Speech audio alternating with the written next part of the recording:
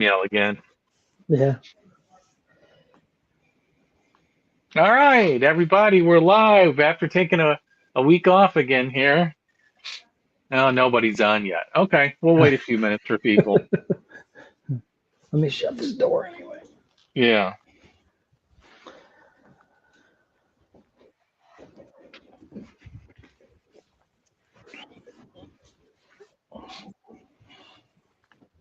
Let's see here. I'll try and send them another invite. Gmail. Jones.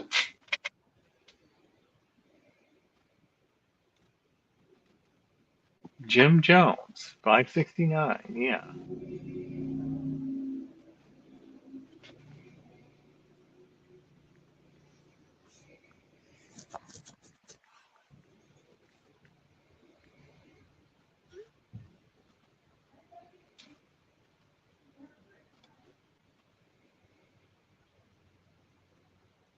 All right, howdy, folks. We got one here. Just trying to get James on too here. Trying to figure out. I did put some image in a PowerPoint file, but extra camera video file, image file. Huh.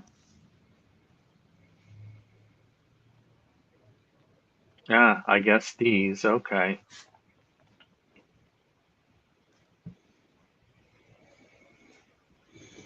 Hey, what's that? I miss my Garmin. Yeah. The Lowrance is good, but it's not. It's Yeah, definitely not as Garmin. detailed as Garmin Yeah, they're ahead of the curve. with structure. It's not as Yeah. detailed. The fish, no, probably caught more fish off of the Lowrance than I did the Garmin, but bass wise anyway, Right. they're a little easier to recognize. Yeah. Oh.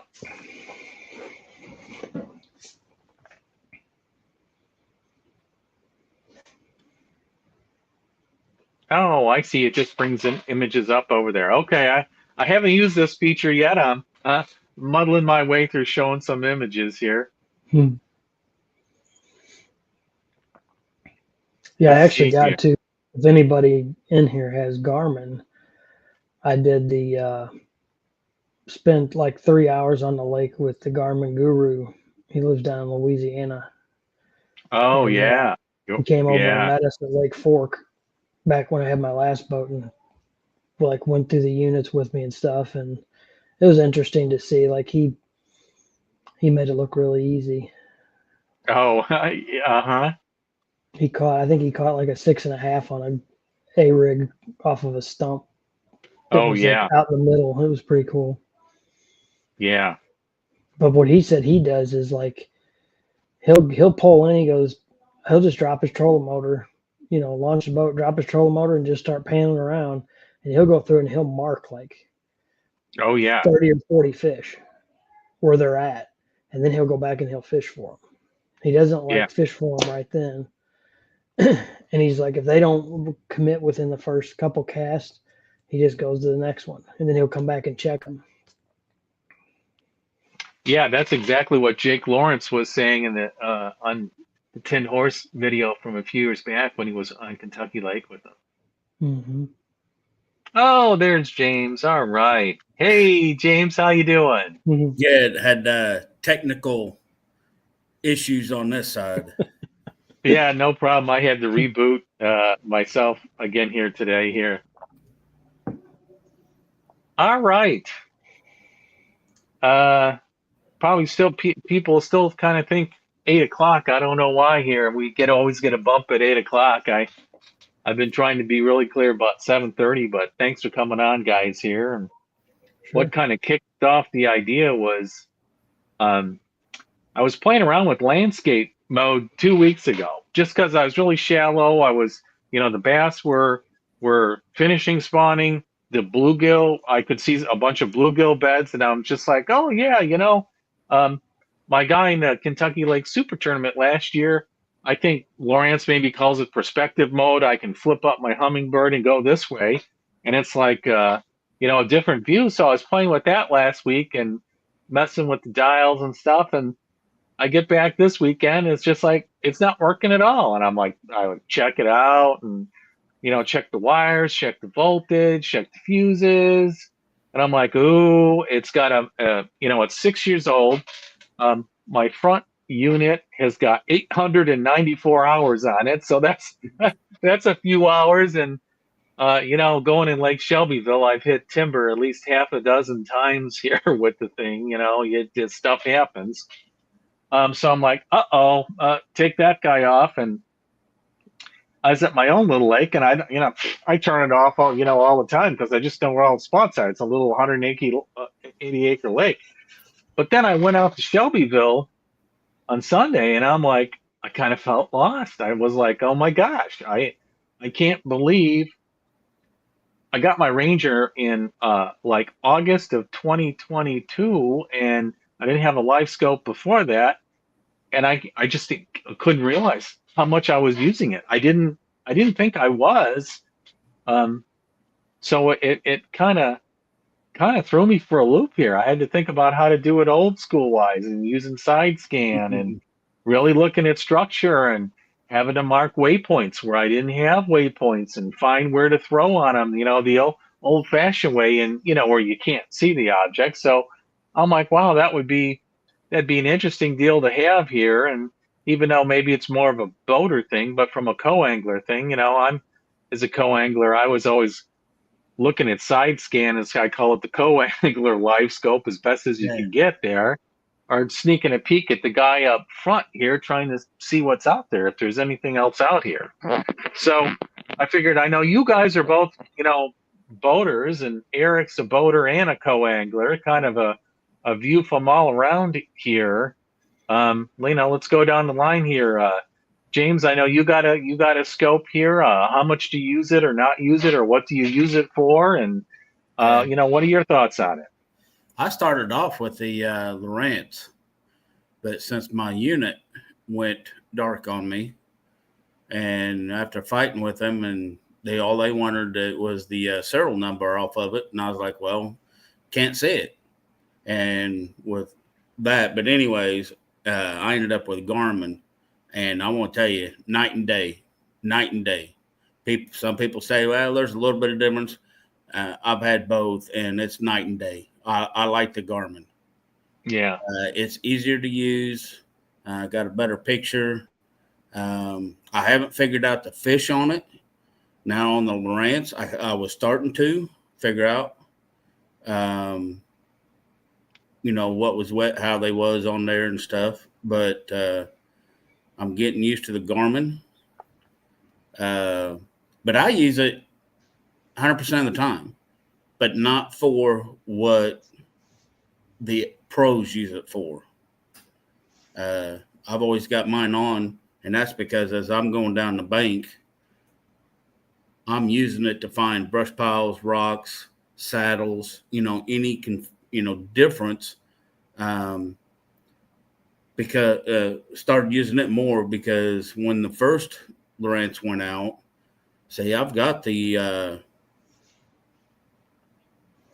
what they call it. I don't know I forgot what Lowrance called it, but it's kind of like the 360. No, kind of like the 360. Oh yeah, pan optics. But Lowrance but the only problem with it is you had to be stationary to use it, because if you moved, you lost a picture because it wouldn't keep up. Doesn't the trolling motor moves on that one, right? To read. Right. Well, when you have it on spot lock, or when you stop, you take the spot lock off and you just leave the trolling motor there. But and that transducer fits, kind of looks like your 3-in-1 on the back, except for it slides on the nose. Right. And so you got down imaging, side imaging, and then it wasn't called 360, but it's kind of like the 360 because you got I call it 180 because I never got really the 360 around the boat. I got, kind of back away from the boat all the way around the front on that transducer on the Ghost. But I used it mainly if I pulled up to a spot, because I can make a sweep and seen it better than I could with the forward facing, on the Lowrance. But when I lost it, I can't get it to download basically kind of the app for that transducer. I thought if I hooked it up to the other one that it would recognize it and, put it on there, but it hasn't.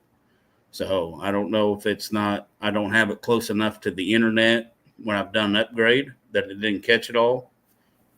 But I'm working on that. But yeah, I use the forward facing sonar. If I'm on the boat, it's on. And that's just, so I can see what's out there in front of me or around me. Yeah. So, what, where to cast or either structure or cover here. So, right where it is. Right. Yeah. Because it came in real handy at the regional 2 years ago on Dale Hollow. Oh, yeah. I didn't get a chance to really scan and look because I only had like 2 days. So I went more seeing how far things looked, ran the lake, kind of looked around, and then when I thought was good, I just dropped the trolling motor, turned on my forward facing sonar, and hit the banks and went around. And I found several brush piles that was out in that 12 to 15 feet. But unless you scanned over it or had that, you'd never even know it was there. So how long have you been using the technology? Since 2023, when I got the boat. Okay. Ever have it not work for you and you have what happened to me, just go, oh man, I can't believe how much I depend on that. I got to go old school now. I forgot how to do that. Yeah. But I'm like, I do with co-angling. I'm always, very rarely am I looking at live on the console, although I have. Usually I'm looking at a map and side imaging is kind of my preference. I kind of used it some on the front when I had that transducer up there, because I knew that what I was seeing was directly off the front of the boat instead of behind me. But it's getting that time of year. I don't use, I'll leave the forward facing sonar on there, but I use it more for depth and finding brush piles that maybe I haven't seen. But other than that, especially on Shelbyville, I'll have the map up, and that's what I use 90% of the time. I don't even worry about, side imaging or anything like that on Shelbyville, because between the map and the contour map and the forward-facing sonar, I'll see everything I need to see. Right. What about you, Eric? How long have you been using the technology? What do you got, or what have you had? So I started with Garmin on my last boat, and I think I installed it myself. And first time out, found out I had transducer on backwards, which was fun, but kept dropping my lure in front of it, and I couldn't see it, and I turned the trolling motor backwards and dropped it down, and it popped up, and I was like, oh no. So easy fix though, but I think that was, I had the Garmin, the what's their codes? LV, blah blah blah. Yeah, right. There you go. I had the LV32, so they're and upgraded to the 34, and that was a big difference. And then when I switched boats, this boat a year ago, this one has the Lowrance, the Active Target 2 on it. So like what Jim said, you see like the picture clarity as far as like making out structure and stuff is a lot better with Garmin. But I've found that, like I feel like I see fish better with the Lowrance. Like the beam, so you got an 18-degree beam with the Lowrance, and I think it's a 20 with Garmin. And I've caught more fish with the Lowrance off of it, I feel like, too, because when I do hit that beam with my lure, I'm right by the fish. And you don't think that 2 degrees is much, but when you're out there, 60, 70 feet, Oh you yeah. could be a decent amount away from it and still see your lure and Yeah. think you're by the fish and you're not. Well, with Lowrance having it just a touch of a tighter beam, I feel like I'm a little more accurate with where I'm at with the fish. And maybe it was just using the other one and this one. Now I'm just learned enough to know like what I'm looking at or what fish I'm throwing at. With Garmin, I always felt like I was looking for too big of marks because but and then now I've found with a Rance Lake, those bigger marks are the ones that seem to be the fish that I want to catch. Now, Eric, got a question. Which one do Mhm. you like? Which one is better, the 32 or the 34? Oh, 34 for sure. Now, see, I had the 32. Hmm. So I still had the first. And then on the Garmin, see, I've got was it 64, 42, whatever it is. Well, the The 64 is like the ocean one. Yeah, I don't have the ocean one, but I've got the upgrade from the first one. Yeah, so the 34. You got the good Yeah. one. Yeah.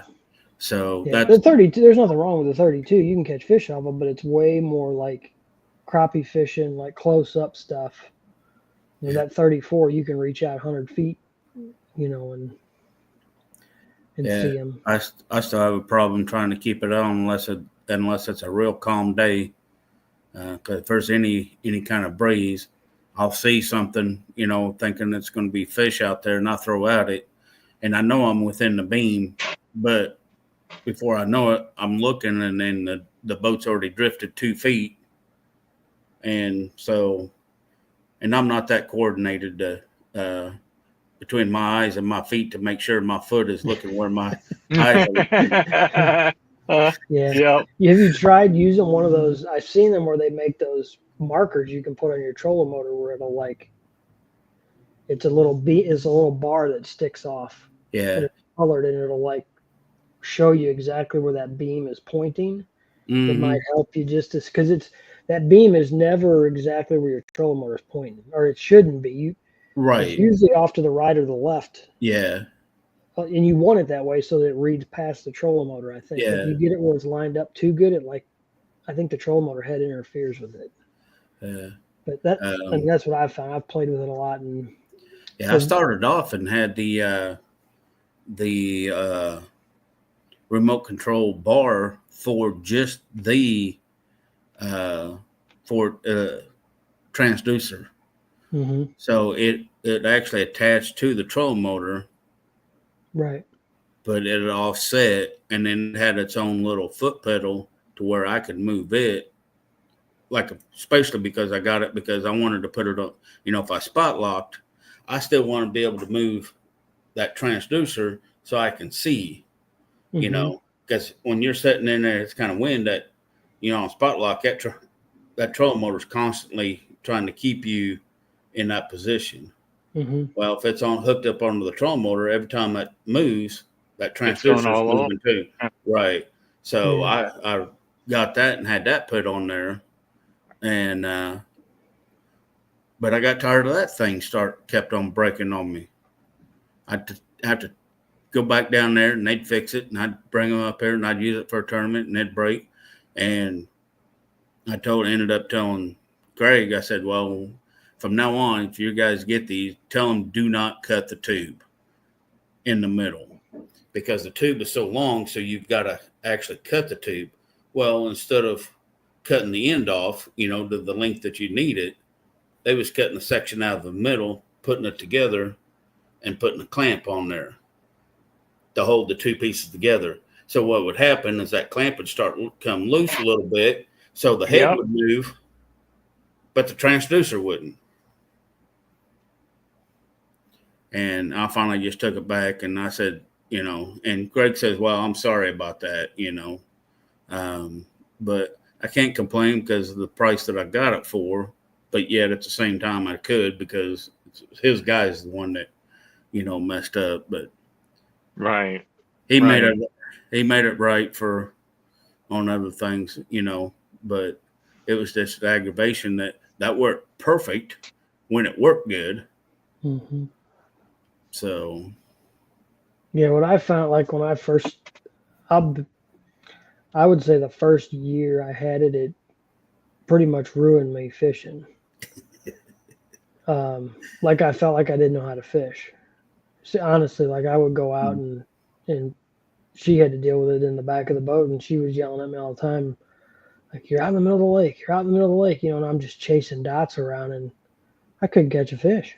Like I felt like I didn't know how to fish anymore, and so you really have to adjust your style some with it. But I've found now that like I'll catch fish on it, still, but like I try not to pay attention to it. Like it's on all the time. Like you said, I'm always looking to see, and if I see something that I think's the right mark, I'll throw at it. Yeah. But I don't find myself just wandering off with it, like blind fishing, and we were talking before we got on, Jeff was with All American watching those guys, and even the younger guys, they were out, deeper water, and they were scoping, but they were not they weren't. The one kid said he wasn't seeing the fish he was throwing at. He was getting his lure down by the bottom. If he seen something a little different on the bottom, and then the fish were coming up out of the bottom. So like he wasn't literally picking off fish. It would be neat to see his screen to see what he was doing, but he'd probably seen the fish come up off the bottom. Yes. Because if they're on the bottom, you can't see them. Right. So he probably seen the fish come off of the bottom, and he's going, okay, they're on the bottom. So as long as I get kind of close to them, I've got a pretty good chance. Mm-hmm. But I can see that. Yeah, I talked to Drew Gill about that. It's like you go out, if you're really early or late in the year, you see nothing anywhere. And I'm like, they got to be on the bottom. They're just impossible to see. Even if you blow up your down imaging and you got mega imaging or side imaging, I mean, they're hard enough to see. But when they're right on the bottom, boy, I sometimes been out there and you just see a little hump and a little hump and a little hump. And same thing you were saying, and you got to throw down by him exactly what you were saying. And he's a student of the scope, right? And he's like, you got to get him, excited to come off the bottom. In the summer, he said they can be on the bottom too, but you can throw a crankbait and they'll come up out of nowhere and get it. But in the winter, low and slow, and they just, it's a real art. Mm-hmm. Oh, it is. Yeah. We were catching crappie with it in like February one year down at Kincaid, out in like 40 foot of water, and the fish were stuck to the bottom almost. They were just up off the bottom, but you could see dots down there. You'd drop your crappie jig down, you wouldn't even feel them bite it. You would just watch them swim up to it, and like your lure was here, and then all of a sudden their dot was like right where your lure was, and you just set the hook and you'd have them. Like you couldn't even feel them hit it, but you couldn't catch that fish without it. Like it's not. Yeah. And we've had a couple tournaments this year where we've picked a keeper off with it and just random again. We're fishing down the bank fishing, and I'll be scanning along, and all of a sudden I'll catch something out, and I'll look, and there'll be two good marks swimming together, and throw a jerkbait out there by them, and catch a keeper. So that's one thing I've found too. If you get two or more of them together, you're going to catch something. They can't stand it. You throw a lure near them, one of them's going to attack it. Yeah, it's like competition. Yeah. Mm-hmm. Individual fish, it's a different story. Sometimes they'll hit, sometimes they won't. But if you get a group of them, it's pretty much going to catch one. I haven't done so well on Kentucky Lake using it. I caught all the fish. Matter of fact, every fish that I've ever caught that I've seen on that was on at the regional on Del Hollow. But them marks were pretty good, and they was good fish. They was still short. Catch a 20-inch fish and got to be 21. Yeah. Is that the smallmouth limit there? Yeah. Yeah. They got a slot. They had to be, what was it, 15 to 16, or they had to be over 21. And I caught like two a 3 and a 4 pounder, and both I had thrown back, no scores. Oh. Yeah. Uh-huh. Yeah, I weighed one that was almost 5 pounds, and he was 20 inches. Oh, he was a fatty. Yeah. Yep. Because I thought, man, this is ridiculous. Having an almost 5 pounder, by my scales, and put him on the bump board. And he was short. Wow. My co-angler on the first day did the same thing. Yeah. Yeah, it was a tough day. Yeah, day one on Dale Hollow, I drew Brody Campbell. He was burning it up on the Toyota series then. We go out to a spot. He trolls around in 100 feet of water. And he sees this a bunch of fish chasing shad like 45 feet down. He's got a 1 ounce jig head on a 2.5 inch minnow. Bazinga. Bam. He had like 3 fish in the boat in like 5 minutes. 3 or 4 and like a 5 pounder. Crazy. But that's not what we're using it for. A lot of people, I've talked with a lot of people, and a lot of boaters I've been with. There's the big time scopers, and we can talk about those, but they use it, mainly to really, line up on structure or discern, oh, there's a bunch of fish there. That's not bass. Bass like horizontal separation. They usually like to be in onesie, twosies, threesies. Maybe you'll get lucky and find a pod of 6 to 10, or I hear about some bigger pods of smallmouths on Kentucky Lake, but I've rarely seen a lot. Yeah, because when I'm side scanning the ledges, that's about all I see. But I know there's more fish there. Well, yeah. Sometimes you got to fish to find the fish. Like in old days, you got to find a good looking spot or some really good looking structure on the lake, and you're like, it doesn't have to be a brush pile or stump. Those are obvious. Or you can even look at brush piles and stumps and not see any fish and throw in there and kaboom, 5 pounder. I've had it happen more times than not, right? Yep. Yeah. I'm waiting for it to come out to look like a camera so I can find really figure out and see the difference between a rock pile, gravel bed and a shell bed. Because the only way that I can feel that is I kind of know where they are now on about 7 or 8 ledges, but that's because I went through there with a 1 ounce jig and a Carolina rig. Yeah, felt it. And then when you come back in there, you got a shell on them. Okay, that's a shell bed. Yeah. But I can't tell the difference like that on any of my, whether it's side down. I mean, I can tell it's a hard bottom, but I couldn't tell you that, oh, there's a shell bed. Yeah. And I don't know if the pros can, but they'll say, yeah, there's a shell bed there, there's a shell bed there. I don't know if they've, seen that it was hard bottom and found out that that's what it was, or if they actually seen it on their side imaging or down imaging.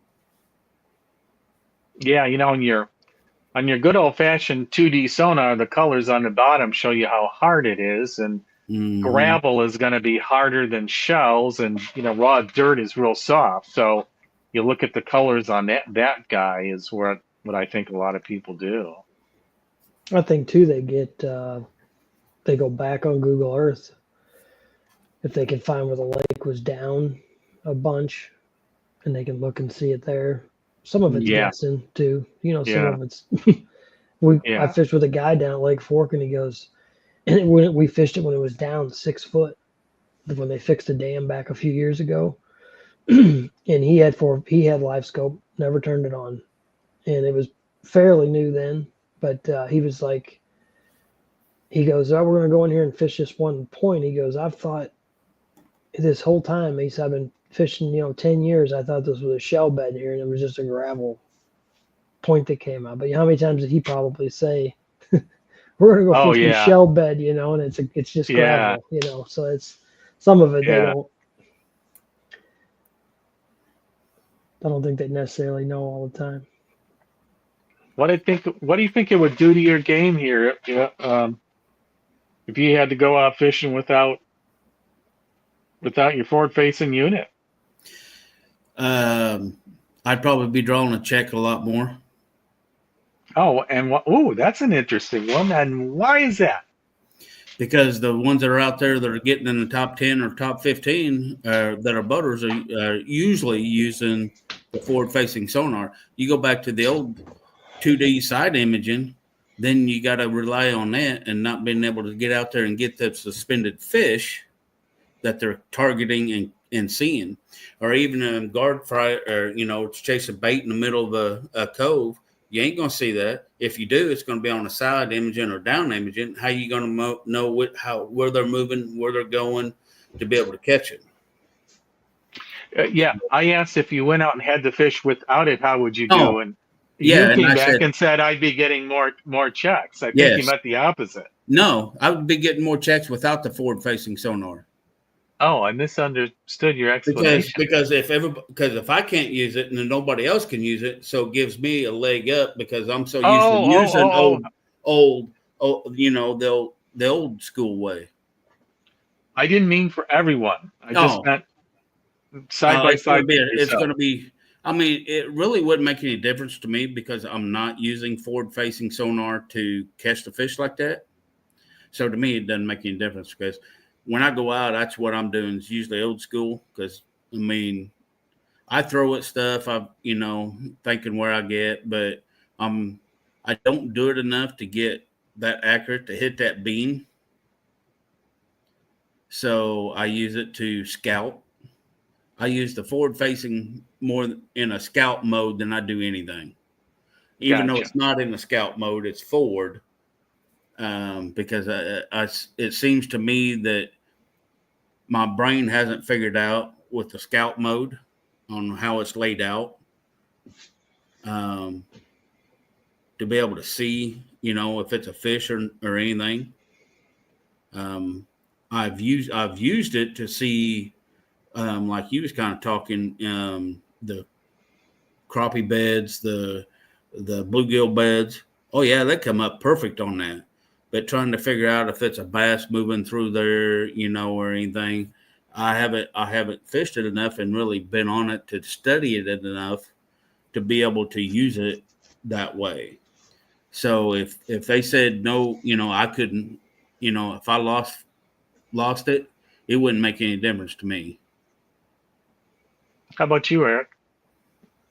I'd go out and buy a Humminbird 360. Yeah. Because the guys that are like, we all grew up beating the bank, right?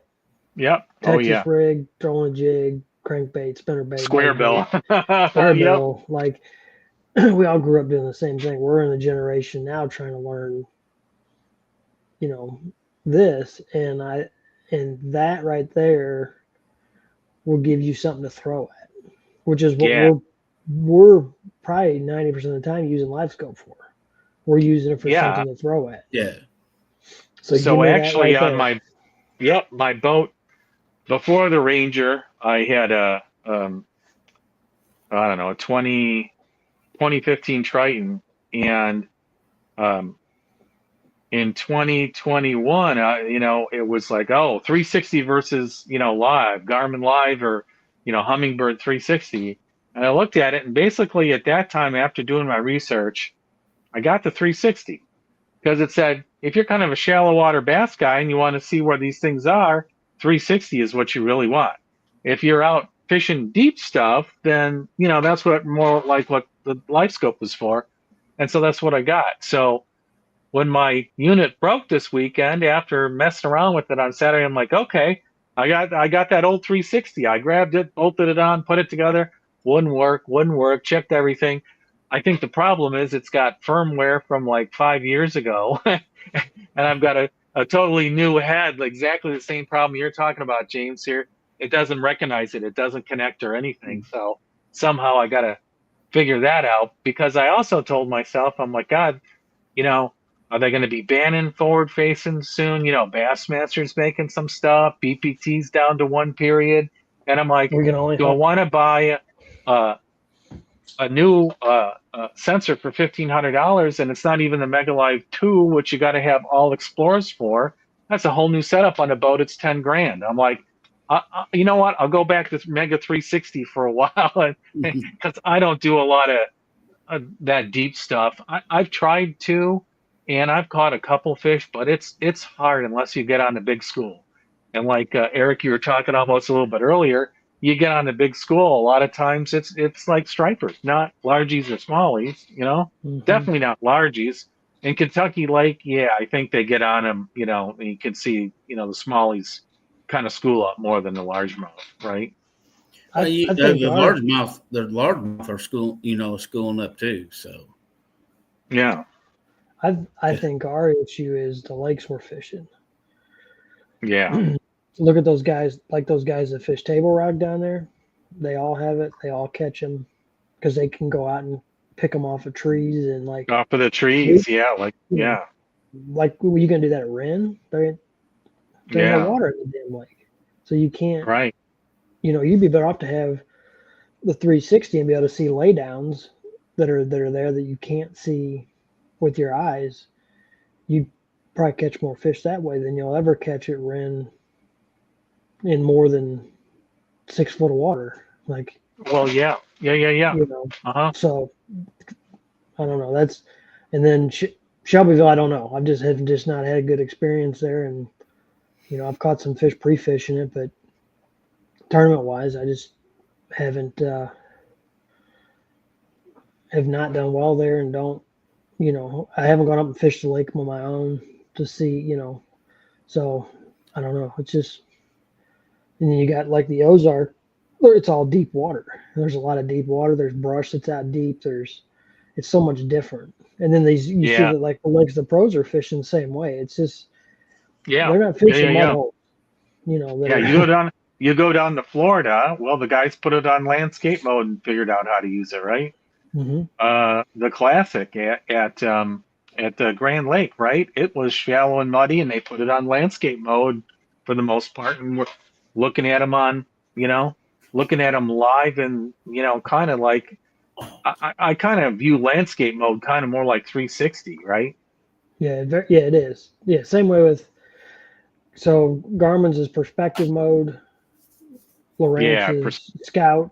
Lowrance is scout mode, and then Humminbird, I don't know what is because landscape mode they call it. Was junk. So you can do forward, landscape, or down. Down, yeah. But we've caught those stripers using perspective mode too, because you can see the schools swimming. Yeah. So you just lead them. You know, you can see you get such a wide view of them. Right. You can just lead them and catch them. But right. So do you ever? I would love to have pleasure fish and just. Do you ever pleasure fish? Just go shallow fishing and turn it off. Me? Yeah, both of you. I mean, I fish shallow 90% of the time anyway. Probably more than that. But it's on. I'm not using it to catch fish most of the time. Yeah, that's just like last week, fished a tournament on Berkeley. Started off kind of on points and thinking that they might have moved out there. No. And we've seen bait fish, the shad spawn. I've never seen a shad go so crazy along a bunch of rocks and not catch a fish. I mean, they was probably, and biggest problem was probably because there was too much bait, too many shad. Because when them shad moved, it looked like a bunch of piranhas up on the rocks. I doubt that this weekend. Okay, it's going. We're going to start catching fish. No. Nope. Yeah, we caught the shit out of them the last 2 weeks. Went back there this weekend, same bank, and it was everywhere you looked on LiveScope, it was just a stream of shad. They were just everywhere. And we're like, oh man, this is going to be, if it was that good the last 2 weeks and there wasn't very many shad in here, and that you couldn't catch them, like they were gone. So Yeah, at Shelbyville, we when I went went into the shallow. shallow bays where I saw a lot of small, they were really small, but they were there. Shad, I couldn't catch anything, even though I know they were chasing them. Hmm. So we went and started flipping the grass and the bushes, and had the time of my life. I bet we probably caught. I bet we probably had, I don't know, probably caught 50 total for the whole Nice. day, and caught 10 keepers, and still came up 3 ounces short. We had 15.81 and 15.84 was the last check. Mm. So, Nice. That's a but Barkley only tournament? that was what they call a Country Boy Classic. They hold every year. It's supposed to have been back in April, but the weather, they end up postponing it. So they postponed it for Memorial Day weekend.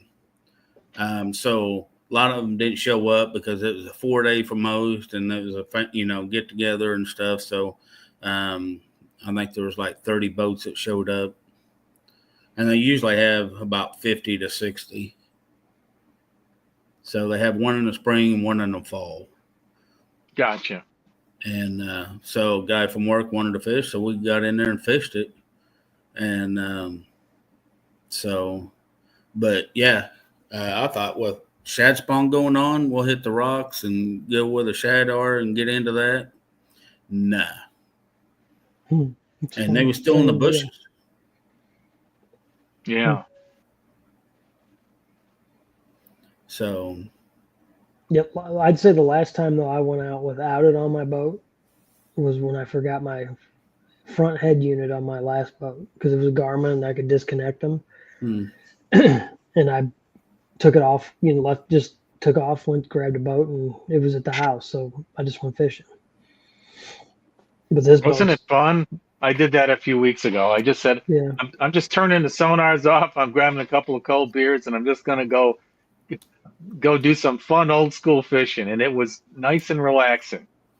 yeah. I mean, I still pretty much, even with it on, I'm still beating the bank with a Texas rig or a crankbait or If I was going to go out fun fishing, I'd go out and do nothing but the forward facing until I learned how to do it.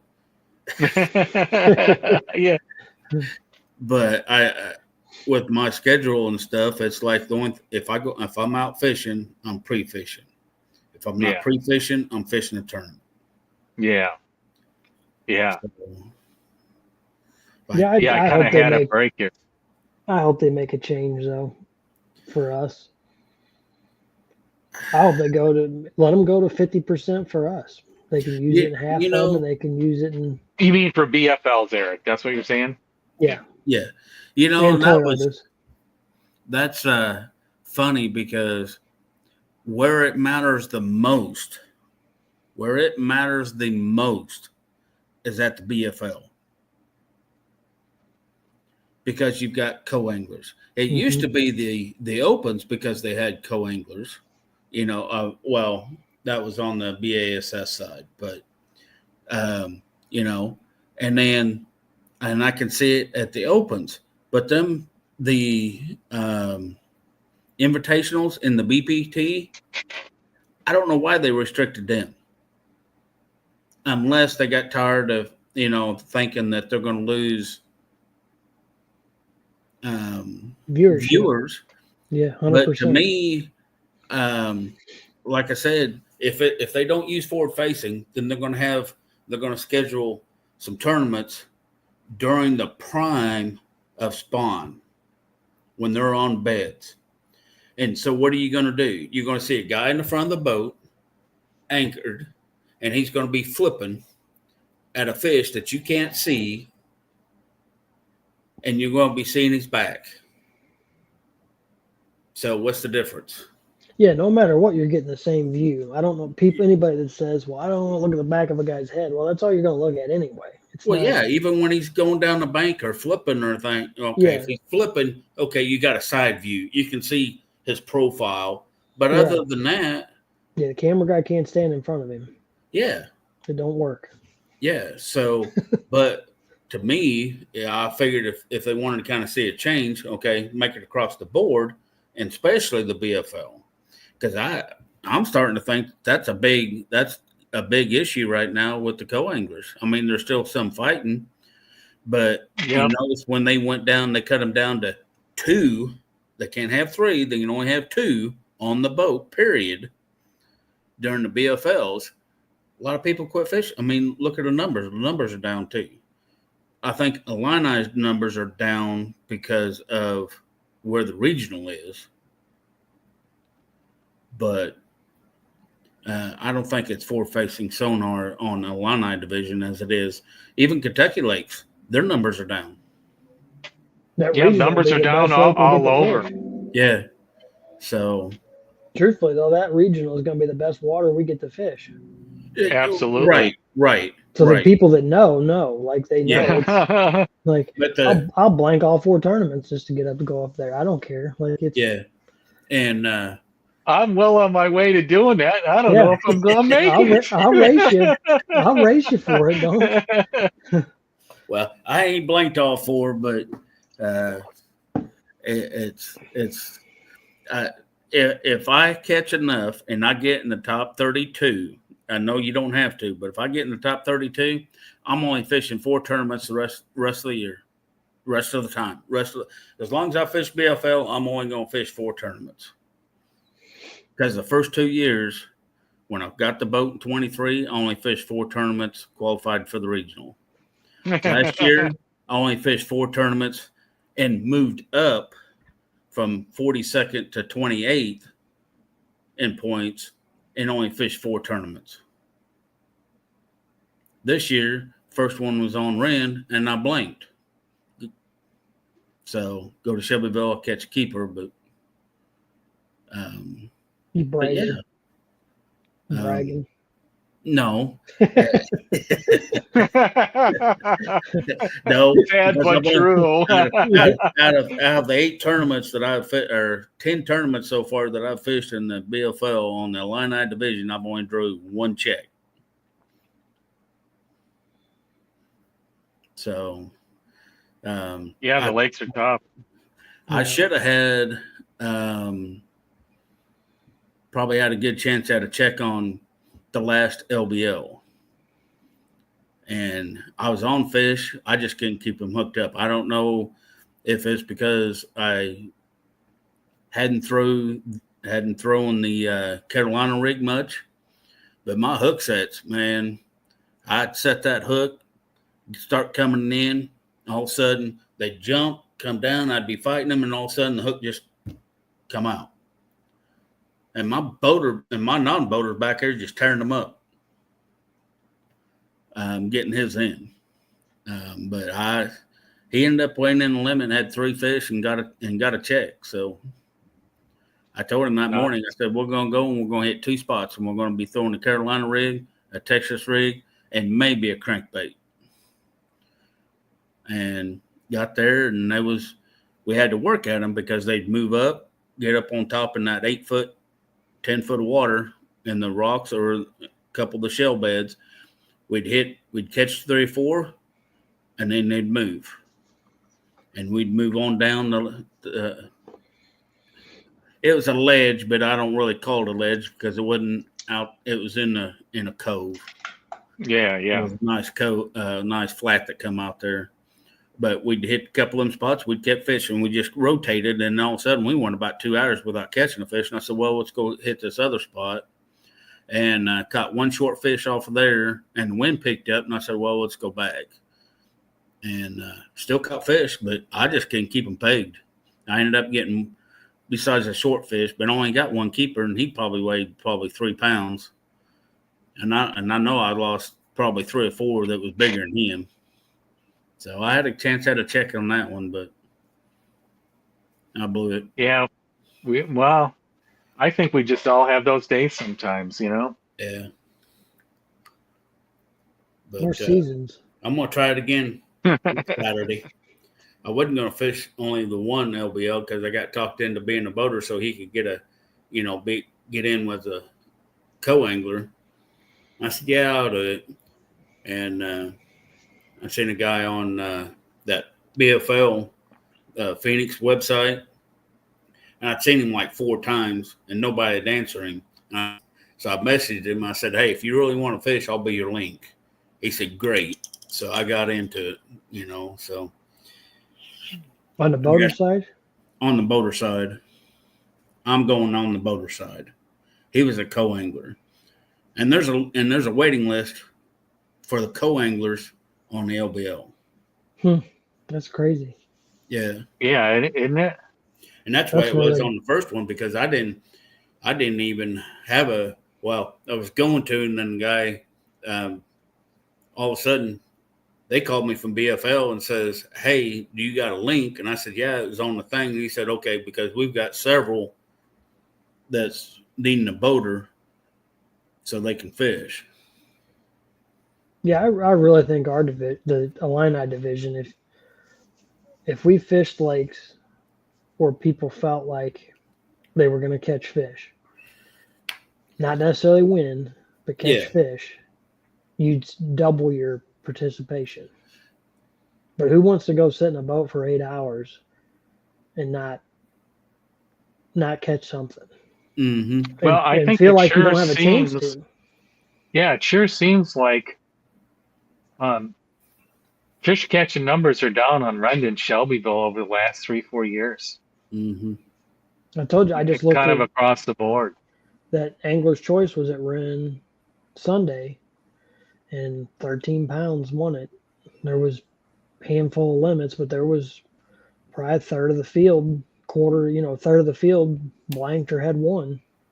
Oh, really? Wow. Mm-hmm. Kincaid was the same way Saturday for USA Bass, and I looked at it. Third of the field. The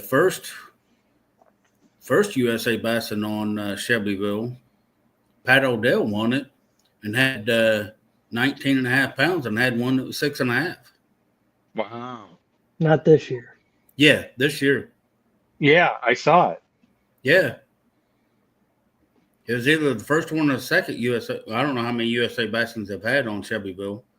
I think they've had one, and the second one's coming up, or maybe it was Memorial Day weekend. I looked at it a couple weeks ago and I saw that, but right after him, it went right to 14-13, 12-10. Yeah, 12-9, or it went right down. Yeah, what helped him was that 6.5. Yeah, that don't hurt. Yeah, me and her fished the first one at Rend, and I don't remember what won it, but it wasn't much. Yeah. No, on Shelbyville. It's. I don't know. I think they needed to start looking. It seemed like we got, even though it was kind of tough, but it seemed like we got a lot more participation on the river. Yeah. Better fishing. Back to Shelbyville and Wren. I was talking to someone else about this. Actually, a guy who's proactive on my little lake, and it was impounded in 52, 53. Wren was like 71. I think Shelbyville was like 72.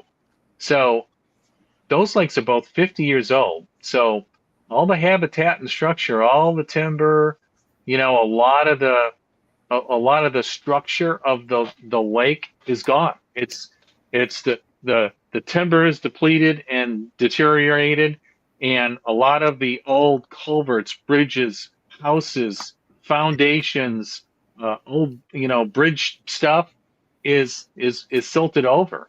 So and there's no grass in there, so there's not enough bait, not enough forage, not enough habitat. So people have been out there trying to help by putting the crappie cribs out there, and they say they got those combo cribs in Shelbyville where they got a big space on the bottom. They say the bass like that and the ones on top, and I've seen that in other lakes. Have you been on Shelbyville lately? I was out on Sunday. Lately? You was out there Sunday? Yeah. What's the water level? I didn't look at the level. It looked right at about full pool like it was last time. Okay. It was from 68 to 71 degrees. Okay. So visibility on the main lake was good, 2.5 feet. The coves were a little dirtier because we had rain overnight, a little rain overnight. if they don't drop and the muskie don't take over, then they should have a pretty good spawn this year. But recently, and the biggest part of it has been prior to 2000, I would say prior to 2012, the population of the bass went down. They was messing up the spawn because they'd wait, let it come up, and then the fish would spawn. And it seemed like as soon as they got done spawning, they'd drop it. So now all them eggs are up on the bank. And the ones that do survive, when you got, muskie population that probably 3-to-1 to bass. I mean, because I could go out there and fish Shelbyville every weekend and not catch a muskie. Then I'd catch one a year. Then it got to where I was starting to maybe catch 2 or 3 a year. Now you could actually go out there and catch 7 or 8 in a day. So yeah. And everything that I've seen on the Shelbyville TVA, or not TVA, the Corps of Engineers. Corps of Engineers, they restock catfish, bluegill, crappie, and muskie. I've not seen anything where they've introduced bass back into that lake. Yeah, I saw something on that on some video, and the guy was saying they're not recruiting, they're not living. Well, when you got the population of muskie in there, you're going to lose some. So you can't put just 1,000 bass in there and expect them 1,000 bass to reach 5 and 6 pounds, because you're probably going to lose 40 to 50% of them to the muskie. Oh, at least probably, or other predator fish and just natural selection. Yeah, and things. So, and when they first introduced the muskie to Shelbyville, that was a big thing. They wanted it to be able to have muskie tournaments, to bring in these big people to have big tournaments on that lake to draw in revenue. When was that?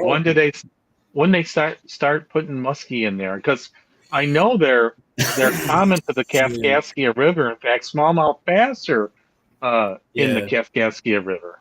Yeah, I'm gonna say late 90s when they first started introducing the muskies, but they were small amounts. But you go on there to their...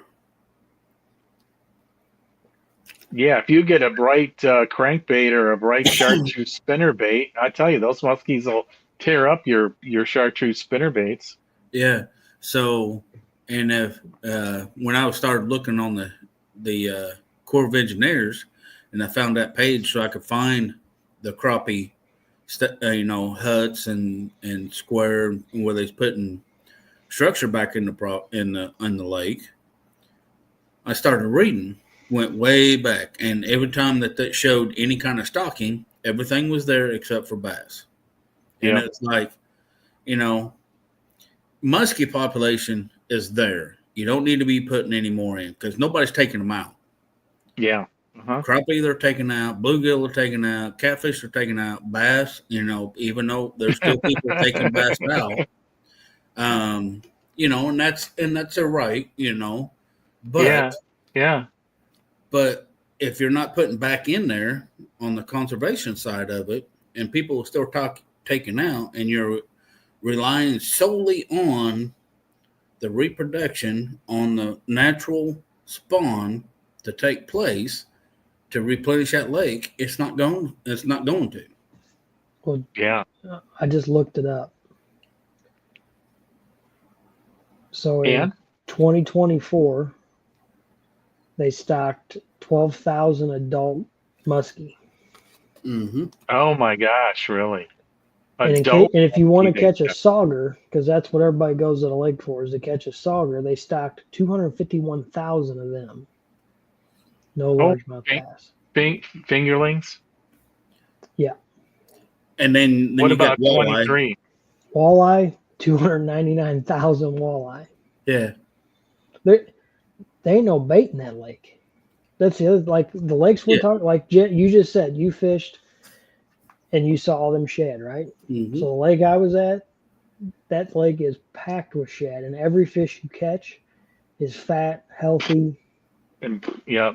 throwing shad up, pooping shad on your boat. Like, I mean, it's Yep. every fish is like swollen, like they Mm-hmm. just eat, and it's like, and that's like go to Ren and go find some shad. Good luck. Like, I mean, you may see a little bit, but it's not like Yeah. you don't see bunches of them. Yeah. You might see a school here and there, but it ain't like it should be. Yeah. It's the old follow the money. I bet you follow the muskie back to there's somebody that makes decisions that was like that thought it was a great idea. They don't give a shit about bass fishing. No. And Yep. they'd rather see people And- catch muskie, and they're like, oh, we need to, and they've basically ruined some lakes. Kincaid's the same way. Kincaid should be like dynamite, and there's good fishing in it. Don't get me wrong. There people catch them. You're gonna 20 pounds will win it about every weekend down there, but it's a third of the field blanks too. Well, Lake Sarah, it's came back. I mean, there's some good waste down there. But it's a real small lake.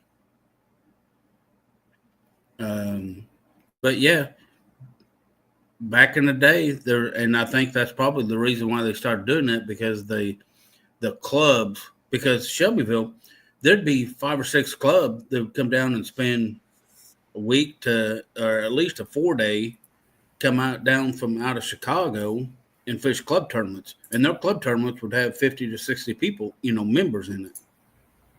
So they drew a lot of revenue in through that. But when the club stopped, they want the stocking, they want the revenue, so they started going more thinking that they could get the muskie, and it's kind of ruined that lake. Huh.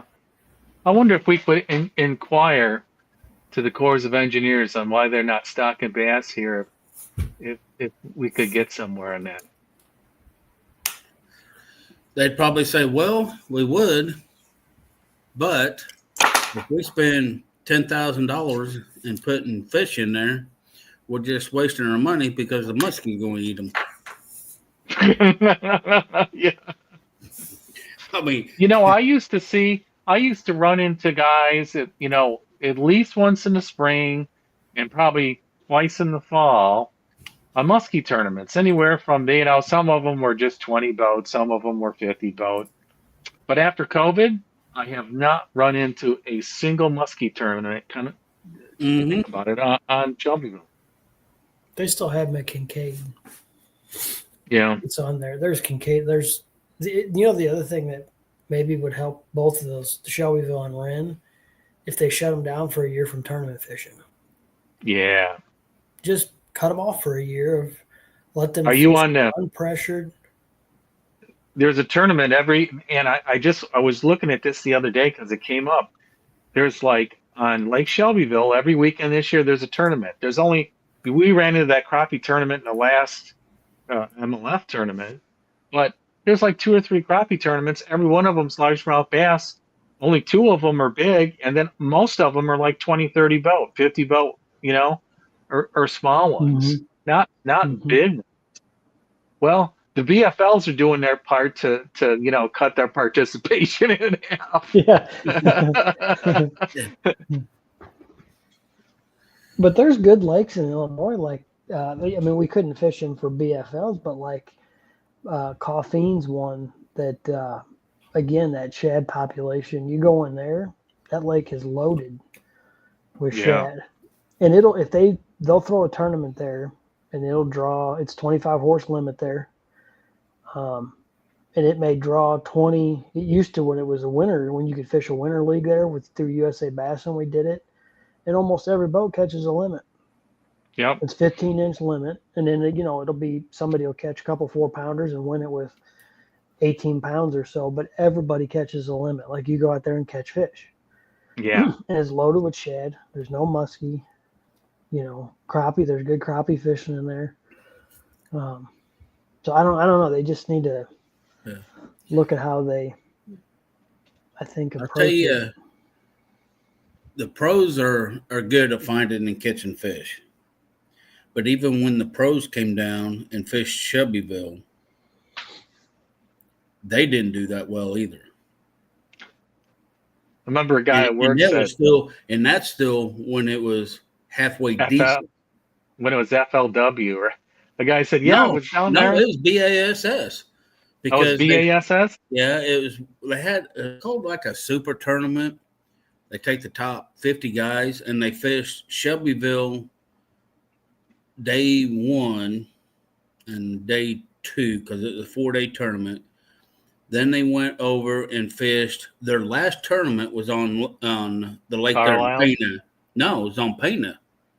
No way. Yeah, and Aaron. It's tiny. Aaron's is the one that won it because when they went there to Pena, it was the top 10.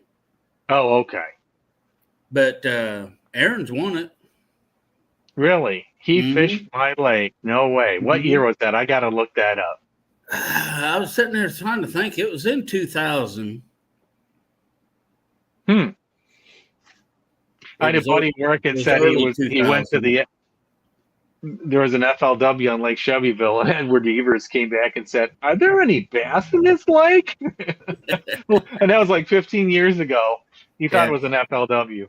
Because I still, every time I see Gerald Swindle, I said, "You think you had a tough day? Think back when you fished Shelbyville." He says, "That dirty, rotten, muddy mud hole." He says, "There ain't no fish in that lake."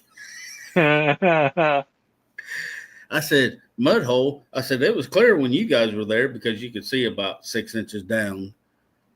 But, yeah, he calls it the big old mud hole. There ain't no fish in there. But yeah, it was a BASS, and it was one of those.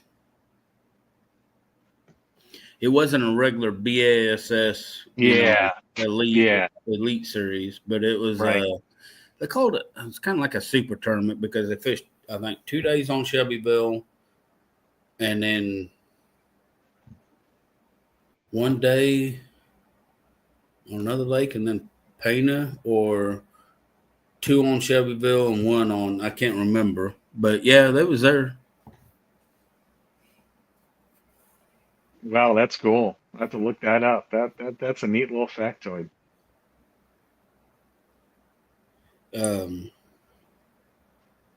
Well, we got Shelbyville to look forward to here in a few weeks.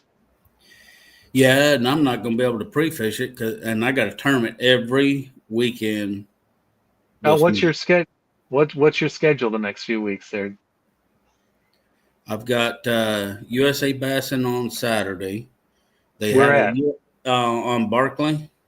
Barkley, yep. Yeah, Barkley is what the name of it, but it's out of Dover. And then next weekend is the BFL, LBL. Right, there's a LBL. That's Father's Day. The same day as Truman in the Ozarks, right, Eric? Yep. Yep. It's on the 14th, and that's going to be a big old cluster because the Bill Dance Big Bass Splash, and they'll have 150 to 200 boats in it, are taken out of Paris Landing. And the BPT that is on Kentucky Lake this week, right? Yeah. Those fish are going to get beat down. Yeah. The good thing of it, the sad part about it is they're taken out of Paris Landing, but they cannot run past, I think, Danville. the way that they was talking. It might even be the 79 bridge right there at Paris Landing. They can only fish from there north and go up and around and hit Barkley. But they can't fish south, which I don't know how anybody would want to make that run, but taking off at Paris Landing, go all the way up, cut across, and come all the way back down to Dover, because that's 140 mile. Oh, geez. But that's the boundaries is Paris Landing and Dover. Wow. They can't go south. Right. So how about you? That's going to push them north For the BPT. Yeah. Yeah. Yeah. And then yeah. the Bill Dance Big Bass Splash is the same weekend as the BFL, the 14th and 15th. So where's the LBL taken out of? Moores, and then the Big Bass Splash is taken out of Paris Landing. So, yeah, Kentucky Lake's going to be busy. Still catch more fish than probably Shelbyville. yeah. Then I go to Shelbyville and then back down here for USA Bison. Back on Barkley. Yeah. What about you, Eric? Truman next weekend. We're actually gonna leave Wednesday night, and me and her go down and stay and fish a couple days. Sweet. Just for fun. Sweet. And then we got wonderful Shelbyville. I can't wait. Hopefully, you what? I'm taking one rod. Really? I'm gonna throw a Texas rig Senko for 8 hours. Watch. Yeah. Oh, you Hooks, probably whack them. And green pumpkin, Bass Pro, big old Senko. Uh-huh. Hope for one bite. Yeah. Yeah. I ain't doing it. I'm not loading it up. Yeah. Ain't gonna do it. Good for you. I say that I'll probably bring 3 rods. But... Yeah. Hey, the one rod challenge. You should video. I saw a guy do that in a BFL a few years ago. I think it was on Ren. He did the one rod challenge, and he got a keeper. Yeah. Yeah, I really do want to do it. That lake has just not been good to me, and I don't know what to throw there. So I feel like I should just dumb it down all the way. And I honestly need to draw a boat that I can fish something there, and I think I could catch something. Yeah, but I've never gotten to fish structure there. Never gotten into fish laydowns, trees. Never. They're always sticking me off in points, and oh yeah. I don't know. I don't like throwing a Carolina rig. I'm not comfortable with it. I don't do it often, so I'm just not. Or a football jig, Well, football jig or a big old power worm off those points or a Carolina rig. Slow rolling, yeah. Yeah. Well, that's where that Senko. I can throw that Senko just like a. Yeah. Yeah. So that's going to be. I'm only going to have 3 rods on the deck, so I'll have a crankbait, Carolina rig, and a Texas rig. Yep.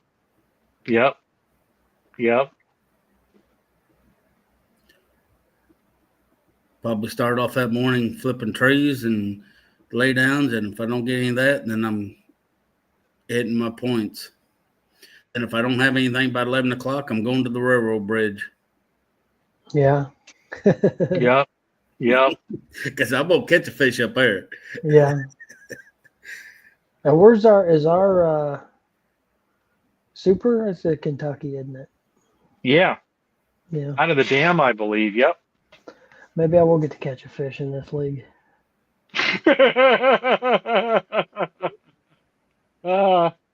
Ren, I don't know. I think looked at the water level this week, but I don't know if the water level has came down. When me and her fished it, it was up maybe a foot less than what we fished it when we fished the BFL. That's hard to believe it didn't come down.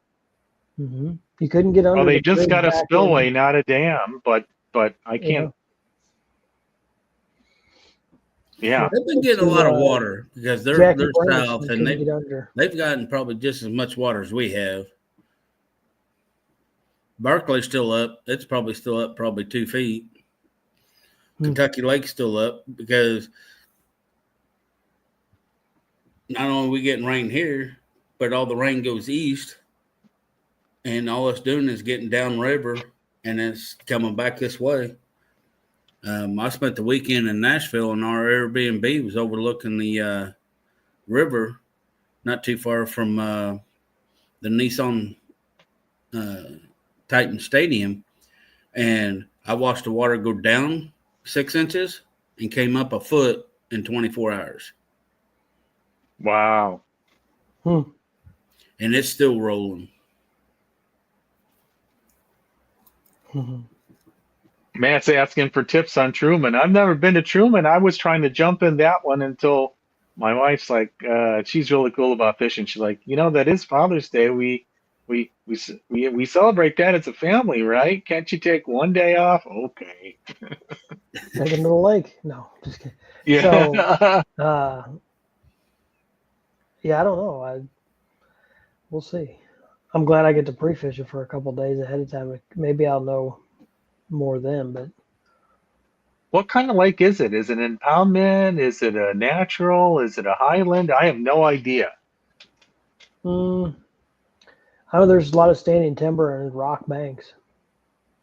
Is what I've seen. It's a big crappie lake. My one buddy goes there every year and smashes crappie there in April. But I've only fished it like once. Everything I've seen, deep like Table Rock, or is it more like Ozarks? Yeah, it's deeper. I'd say it's not as deep as Table Rock. It doesn't have the big shelves, but it's the rock banks and everything like. But there is a lot of standing timber, and the one dude he does videos on his Fish 30s is YouTube channel, and he posts a lot of tournament. He fishes pretty much tournaments down there, so I've been watching. This time of year, last year he was throwing like a Texas rig and a brush hog, and just throwing it around standing timber and catching them. Yeah, and I've seen him crank off, off those points. I've seen him do some cranking, and so. What about bluff walls? You say there's rock bluff walls, or I didn't see no bluff walls. Just a lot of rock. Okay. Yeah, he's there. Matt watches that Fish 30 guy. Said he's got pretty good stuff. He usually catches them. It does have a dam, and it's a reservoir. Yeah. Oh, Lake of the Ozark either empties. I think it empties into it. It's at the end of Lake of the Ozarks. Gotcha. Okay. Neat. Mm-hmm. All right, guys. Well, trying not to go too long here. I certainly appreciate you guys coming on and having a conversation. Wish you guys luck this weekend. And I'm going to try and get out to Shelbyville again this weekend. And maybe next weekend, too. I got to figure something out to catch a fish or two myself. Maybe I'll draw James again. We'll have a good time. I take that back. Edward Evers won that. Aaron Martins came in second. Or Ott Defoe took second. Aaron Martins took third. But it was in 2012. And they went to Painted Lake. And no, I take that back. It was Lake Shelbyville and Decatur. Oh, okay. Yeah, I was going to say, I mean, it's only 183 acres. I mean, 10 boats, I guess 10 guys you could put on it, but I got excited. Well, because where one of them was fishing kind of looks like a place that was on Pana. Yeah, because Decatur, we looked at a few places there. It's got the one shore where it's got the really, big time slope coming down into it where the old creek channel was. Yeah. And some of them docks that was there look like, kind of like Pana, because my cousin and aunt used to live on Pana on the lake. Oh, really? What side? Whereabouts? It would be, I guess, the kind of the east side. Okay. Yeah. And then my cousin lived in an A-frame. Oh, that's just up from me. That's on the west side about it, Mid Lake, Yeah. on a little And cove. then my aunt owned the house, lived in the house right next to it. Would be kind of to the south. So if you was actually looking at it from the lake, it'd be on the right of the A-frame. Yeah, okay. Yeah, that A-frame school, someone just fixed up the porch on it. If I could trade for any house, it would be that cool log A-frame. It's like a log Yeah, cabin A-frame yeah, on a little yeah, cove. Yeah, I know yeah, exactly where that yeah, is. yeah. They bought that and owned that and lived in that for about 7 or 8 years, and then she got a divorce, and then I guess sold it. But Yeah. that's several There's a years ago. dock that's great for skipping Senko's under right down there. It's nice. Yep. So, okay. One question before we get off here, Eric. That picture that you see, Yep. got the brush pile, tree, whatever it is. Old tree, yeah. To the left, Yep. looks like bait fish with maybe a bass in there, because that couple of them look pretty bigger. I'd say that's all shad. Okay. Now, I then to the was right thinking these underneath, were all crappie. I was thinking these were crappie over here. That's what they look like to me. On the left? Right here. Yeah, okay, I'm towards pointing, the but number. Yeah.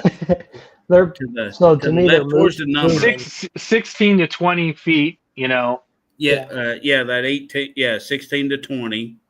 Yep. And you got a couple there that's a little bit bigger than the rest of them. And that It could be one, multiples. Yeah. Or bigger shad. Those are all shad, 100%.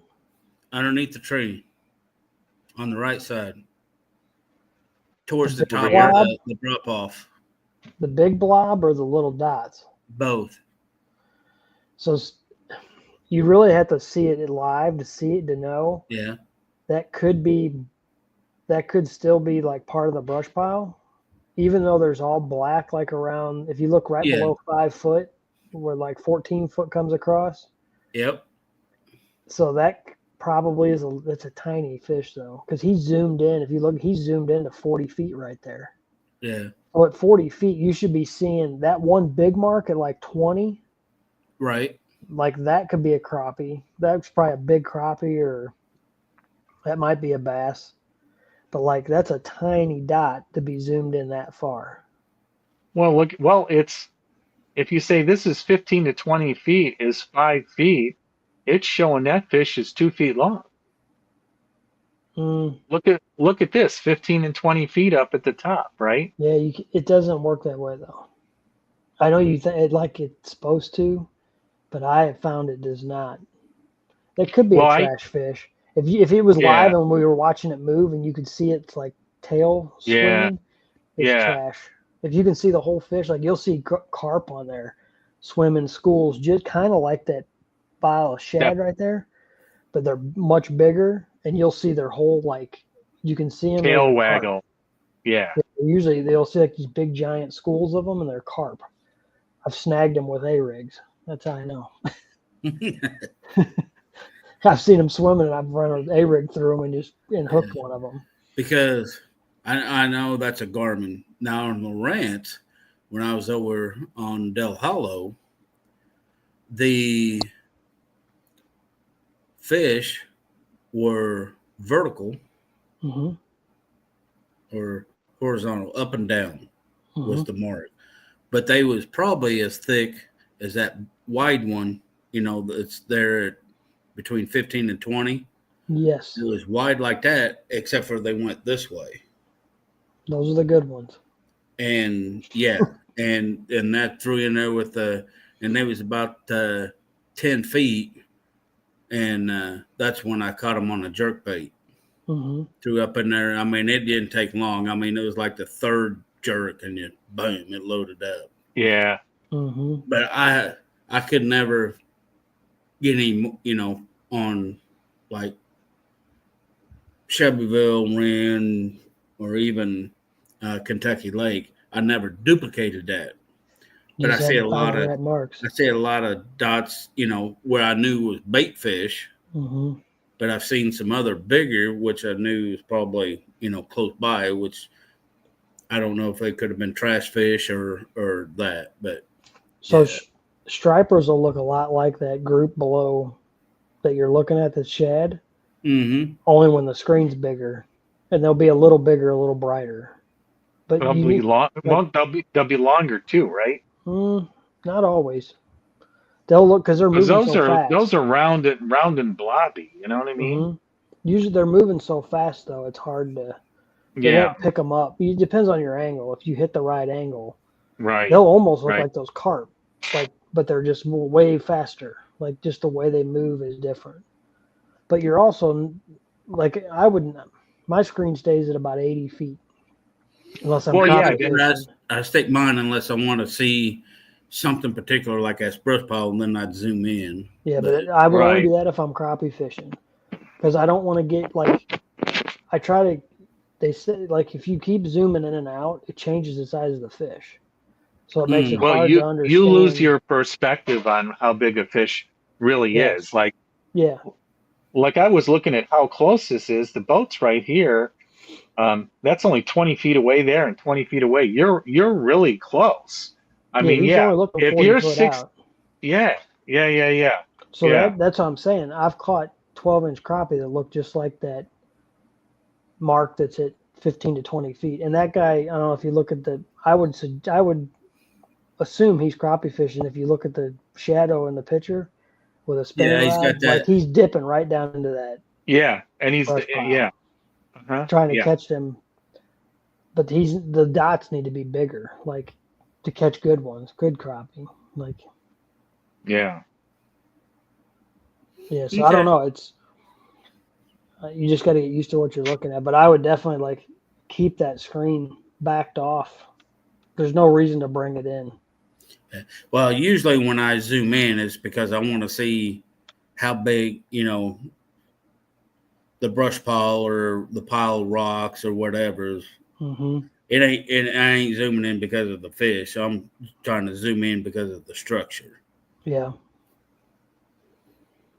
Yeah, I mean, I something I've can't tell you noticed. how many times you come up on a brush pile like this, you don't see anything, you throw in there and kaboom, 3, 4, 5 pounder comes right out and out of nowhere, right? Yeah, because he could be Yeah. hiding in that big glowing spot there, like you Yeah. can't see him, or he's on the side Uh-huh. of it. When the Or he's on the Garmin other Guru, side of it. yeah, when the Garmin Guru took me out, he lined up on this stump, and he was looking at it, and all of a sudden he goes, "Oh, look, there's one hiding right there," and all of a sudden this fish like moved and it showed itself, and it looked like a tic tac almost, like you were saying how they were longer. Mm-hmm. They were shaped that, and I've found the bass will look that way. Especially the rants is pretty. That's why I catch more on it, because it's easier. Like they're a defined mark. Like it's Yeah. a big, bright. If you see those little skinny, like one line, that's just Yeah. it's not what you want. You want to see like something that you're like it just sticks out. Yeah, it's funny you say that. Drew Gill said the same thing, and okay, I was videoing, but I don't think he cares if I was videoing. I'm a nobody. But he's like, the Active Target 2 has the best target separation on the market, including the Garmin's. Mm-hmm. Garmin gives you a much clearer picture, like for that brush pile. Yeah. But Right. as far as like the fish go, I like the Lowrance better. And Yeah. I've noticed a lot of guys with that Garmin are using the where it's a blue background, and there's a secret setting with that where you have to turn it on night mode, and it gives you a different color palette, and supposedly but it makes it look like Lowrance. It doesn't look like that. Like, because the kid was my first tournament at Table Rock, he was saying, "Oh, they're in this tree right here. We can't fish from the front deck, but we can walk up there." And I'm like, "Show me what you're looking at. I just want to see it." So I went up there and looked, and it looked like Lowrance's. You couldn't like hardly tell it was a tree, but you could see the defined like marks in it. You know what I mean? Like with Lowrance's, and that's what he was throwing at. Like he wasn't throwing at a screen that looked like that. Yeah. So if you ever watch Johnny Schultz fish the moment, he's always going back to 2D because when you see a pronounced arch on 2D, you know it's a fish, not a branch. And by the color and shape of the arch, he's like, that's a bass for sure. So I've been doing some of that, having a split screen or, whatever. Um, and it really helps pull out blops from real fishes when you go back to looking at the old 2D arches. I mean, down imaging, if you get right on top of it too, helps, but it's pretty hard to pick out on side imaging. Down imaging, which is, even though this is forward, it's tilted so far, it's halfway to down. It's probably Yeah. 60 degrees or something, 50 degrees tilted. Yeah, the Garmin Guru too, James. Since you got Garmin, look him up. But you got to look at the newest stuff because every time there's an update or like any of them old videos that They're useless. Yeah. I wouldn't even watch them because they're not. Yeah. There's been so many They're updates. worse than a computer. I mean, a regular laptop computer, because it seems like every time I turn around, there's an update. Yeah. The other thing with Lowrance is I've found, like, I don't have to play with it. Like, I stay on the same color scheme. My thing's set at 80 feet and depending on the depth. What color palette you guys like? On my side scan, that not the darker one, but the lighter brown or lighter red, whatever it's called. On the forward facing, that right there is exactly what mine's set on right now. On the green, the moss green, whatever. Whatever that black emerald. It's one of those two for that. I know Garmin stuff pretty well. I don't know. Lowrance's are like numbered, so they're different. Mine was like number, I want to say it might be number 7 or number 8, but it was that light. I think that's what I use too on Garmin or Lowrance. My side and down is on the blue, like a light blue color. It seems like I can't see the fish as well, whether it's bass or whether it's that, because it seems like the shad or whatever, they pop up white, kind of white, and it kind of mixes in there with my eyes with that blue or whatever. So that's the only reason why I went there, because it's at least it's a little bit darker, so it kind of pops. Yeah, that your eye is most sensitive to green. That's why all the initial computer monitors were green until people said they got annoyed with it. And then when you're out on the lake, just the sun and glare is just another added factor. I'm always battling the glare. And I will have to say, both the Lowrance 12 Live and the 12 Pro and the Garmin I don't have any problem with the sun glare. Really? I don't know what the Garmin I got.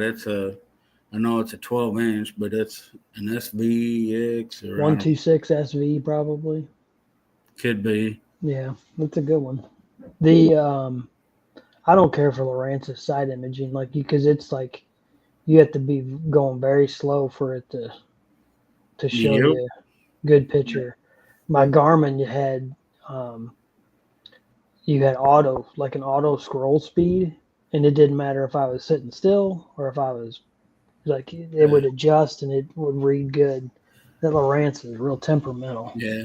Now that's the same. That's about the color I use on my side. Yeah, I can tell this is a hummingbird image. They always had better side scan than the other guy. Yeah, by far. Yeah. Maybe it's why I like the side scan so much. Yeah. Yeah, it's the best. And then back to the 360, I'm like, oh man, yeah, I got to get that working here. But then Jerry got those Explorers, and the Mega Live 2 is supposed to be a couple of reviews says it's better than the Garmin's now. But everyone's it's like weapons, whatever is the latest release is just getting better and better. Now, if BFL or the FLW as a whole, all the way down to BFL, and BASS went to nothing but the 360, and where they had to have it also connected where it showed up at the console, that way the co-angler could see it too, would be a big help. Because it's showing everything around there. So if he's on the back, he comes over here. Oh, there, about that. What depth range does that 530, become? 525, huh? What depth range does that become no good? I don't know.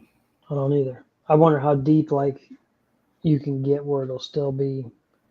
It would eliminate a lot of offshore fishing. Yeah, because that's at 48 feet, and he's in 15 foot of water. Mm-hmm. Yeah. I can't remember how far I used it down to. My lake only goes down to about 30, but it seems, well, unless you're out in the middle of the lake, anything past about 20, 25 feet depth, 30 is all you really need 90% of the time, unless you're super live scoping. And I'm surprised unless you're fishing Del Hollow. Well, yeah, 120 feet, or Table Rock. But I'm surprised that they considered 360 live. I mean, the transducer is slowly sweeping, but so, as you move with side scanner down imaging, to me, it's an image and not live. By the time you could slowly sweep, I mean, by the time that arm would sweep, the fish would totally be somewhere else. You would not really see them live. I'm surprised they called it a live image. I thought, well, if they ban forward facing, hey, I've still got the 360 and it's cool, but now they're lumping it in with live. I didn't get that. Because the only reason why I can think of is because it's more of a 360 side scan. Because if you look at it, it's about what it looks like is your side scan. It's just like side scan, but rotate. Basically, that's exactly what it's doing. Exactly. So by the time, but it looks like it's almost doing twice. See that beam going all the way across from the one side all the way through the middle to the boat and then all the way to the other side? Yeah, it just keeps doing this. Like that's the beam on both sides. So it's not just got one beam, it's got two beams. So as it's rotating, it's catching the 360, but you're catching 180 degrees out of both beams at the same time. Yeah, and you could lock it. You could lock it so it would move faster, but it would just move like a cone like this, and it would go back and forth like this. Yeah. Or it would have to go all the way around. I kind of remember playing that mode. Yeah. So, but by the time where it's down there where it comes by the divers and air bubbles, and the other side, well, by the time this got up there, it's not going to be that long before the other one gets around to that spot and starts catching it up. So I would say there's probably 30-second delay, maybe. And that's about what you got. I mean, probably not even that 20 much. seconds. Yeah. On your side scan, when you're going, like Eric said earlier, with the rants, you got to go real slow anyways to get it to where it's real time, close to real time. Yeah, because Matt apparently has a 360. So, I was just thinking about this, and Matt said it. When you can speed up to 360, but the image isn't as clear. But you can get closer to real time. But it's really not like live. But no. Again, for structure fishing, it's awesome. Oh, the stump's here, the rocks are there. Oh, there's maybe a brush pile here. I thought it was great for that. Yeah, and that's basically what I use the forward-facing sonar, because I'm not that good to be able to say, well, that's a 2-pound bass, that's a 5-pound bass, that's a 20-pound carp or whatever. But if I see that, then it becomes old school. But now I know where it's at. I don't have to worry about down scan, dropping the old buoy over it, and then turning back around and going over there and fishing it. I know about where it's at, so I can make that fan cast to make that 5 or 6 casts to get close to it, around it, to see if there's anything around it or not. What live scope won't show you though is the rocks. Like when you Right. see, I mean, it'll show you, it's a brighter picture, but you can't see defined like. Yeah, because you don't see the shadow per se, Yeah, right? you'll see it on like the edge sometimes when you're rolling. Yeah. You know, if you're coming Yeah. across, you'll see it like on the edge of the screen. Some you can see defined stuff, but it's not definitely not as clear as that.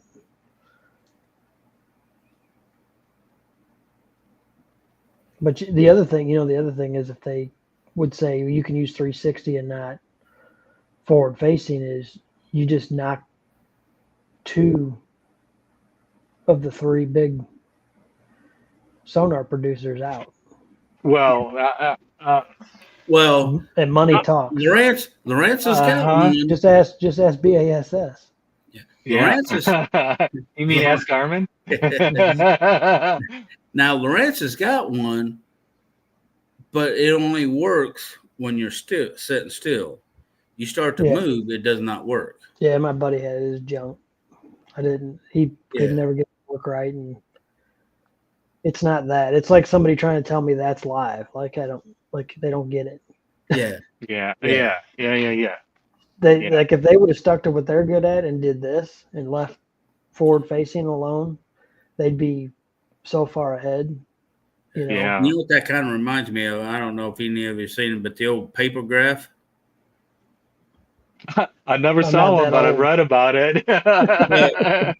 But it would do the same thing, because as you get it, it would sit it down. It'd have to come back up. Then it went on there, and it looked just like a EKG. It'd start doing shadows and that to color it. Well, by the time you got it, if you were still moving, that's about 80 feet back now. Yeah. And, so. Yeah, I was out there. I saw it was out on those points in Shelbyville, and there wasn't a lot of action. There was a few shad and bait shift in the creek channel. I saw obviously some muskies or catfish, out there a couple times. But where I did see them, like, okay, that looks like 2 or 3 bass on that hump. I would put the waypoint down. I'd have to turn around. I'd have to go back. I'd have to find the waypoint, and then 2D is showing nothing there. And I'm rescanning it again. They're already gone by the time I could. They moved. Yeah. They're gone. They're gone because they're not sitting there. They're moving. Yeah. That's the reason why I do like the forward facing sonar, because with having it there and then my mapping there, and I usually have my mapping, especially if I'm doing that, pretty zoomed in. Yeah, because it's more accurate that way. You want to see you want to see those contours, right? Yeah. Well, yeah, but only right where I'm at right now. I don't want to have it, where I'm seeing, 500 or 600 feet up or a quarter of a mile ahead. I want that thing zoomed in. I can still see the one contour line that I really want to stay with. But if I happen to see something that sticks up, whether it's a bunch of piled rocks, whether there's a big hump or whatever, I can reach over, spot lock. Because now I know that it's 40 feet in front of me, and right here is where I spot locked it. I'm not going over it, seeing it with my 2D and stuff, and then I can spot lock it, hit spot lock, put my waypoint, and then fish it until I find it. And then if there's a fish there, hopefully catch it. If not, then I take it off spot lock and I keep on going. And then as I get closer, of course, it gets better. But that's what I use it 99.9% of the time. Yeah.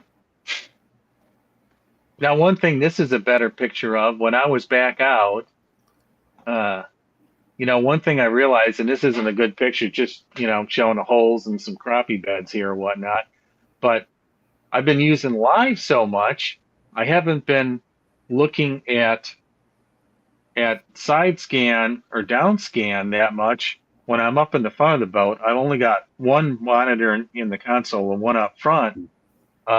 You can split screen, but I didn't have. I just had it on live and a map. I want to see. I had the little sliver of the map over on the left hand side live here. But just seeing all the structure around where it was, I'm like, okay, I've totally missed that, and I'm missing a bunch of structure because you're not with your foot scanning 360 degrees with wide. You're found something and you're scanning a little bit. I find, you know what I mean? Yeah. Oh no, I look a lot, but it's Yeah. hard to see. You know, the other thing is like if you get like that log laying on the bottom right there next to that Yep. bed, you Yep. never see it. I Yeah. mean, you Never. can see maybe a little something, but like you can't see like that's Yeah. where I think that 360 is. Yeah. I would almost rather have it. I mean, the live scope's Yep. awesome, but like Yeah. that if they would ever, and they may they may take that away too. I don't know. I'd like to see them do something though, just because it's got to be driving people away. Oh, it's got to. I was just thinking. I'm like, I wonder if they're going to do the VFLs, the MLF, do another survey this year, and they seem to have no problem changing rules all the time, every year. Mm-hmm. Well, I mean, when they went to the one period thing, rumor is or word is that they took Garmin pulled out, took the running away. Took the So ball and I went mean, out. why do they Yeah. care? Yeah. Well, probably some of the anglers, a lot of the younger guys. Yeah. Mm-hmm. Yeah. I mean, Garmin's had it a while. They was the first one to come with it, and it's been Yep. out for several years. Several years. Oh, But it like wasn't 10 called. now. But it wasn't. But it wasn't called forward-facing sonar. It Yeah. was called Panoptics. Panoptics. Yeah. So it was like there was people using it when it first come out, using it kind of like the same thing I do. Is they was Yeah. finding brush piles, seeing a fish, fishing a brush pile, and catching them out of it, or seeing a little ditch and then fishing a crankbait in it, and seeing that crankbait and seeing the fish come out and getting it.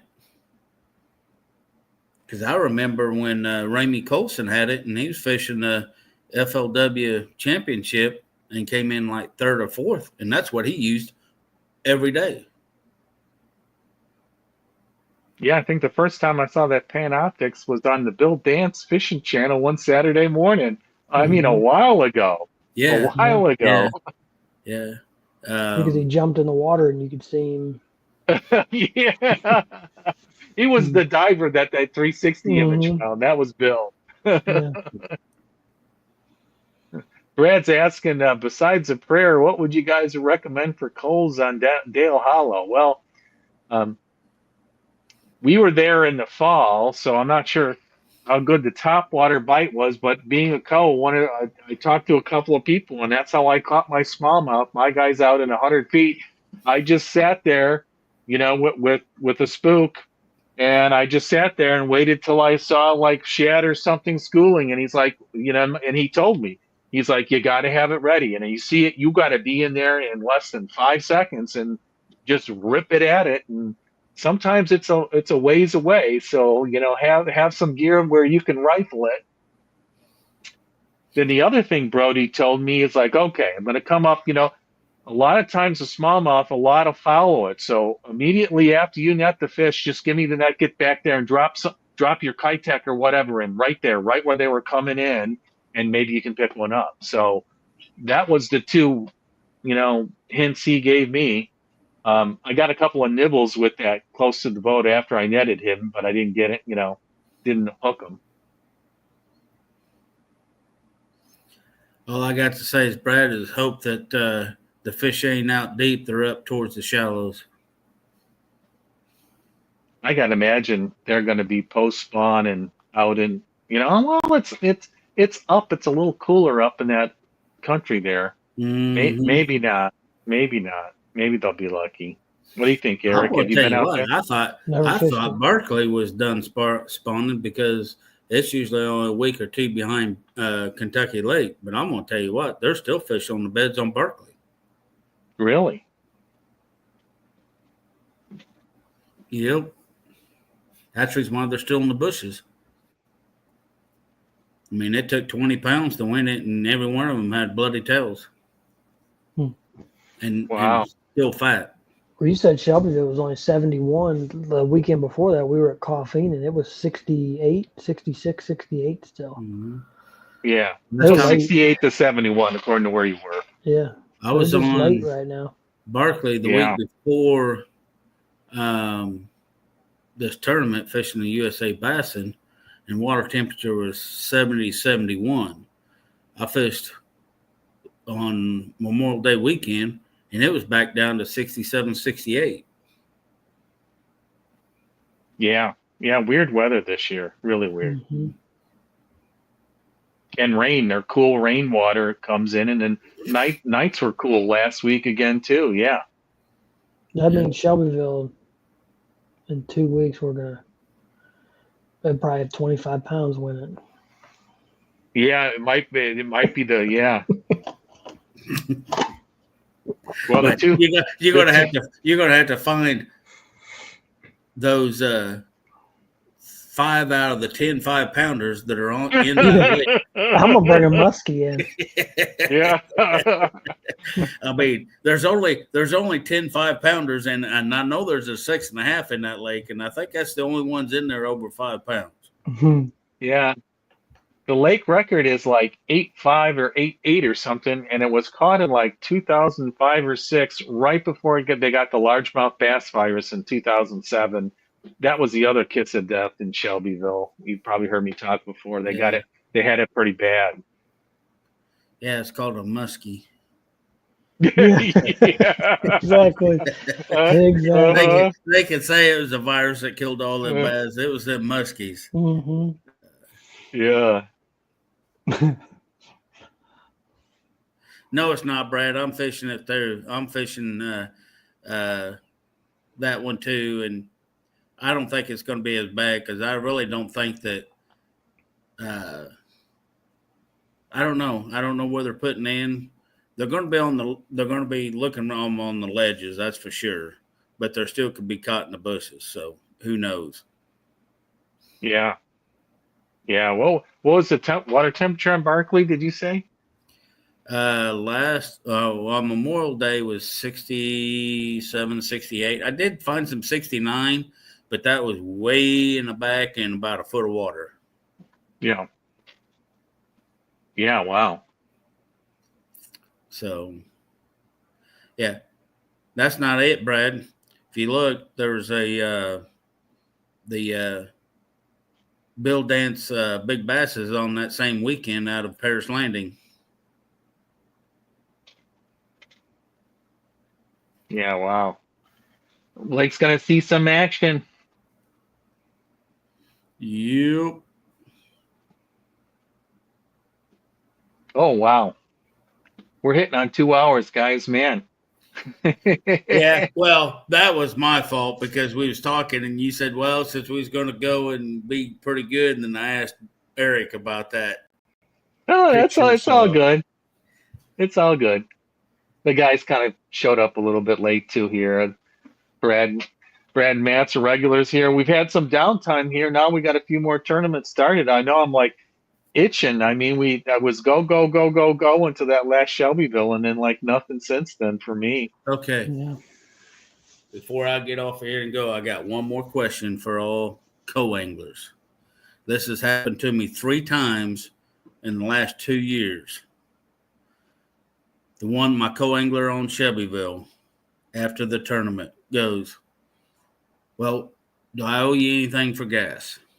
Well, yeah. Well, how much? Really?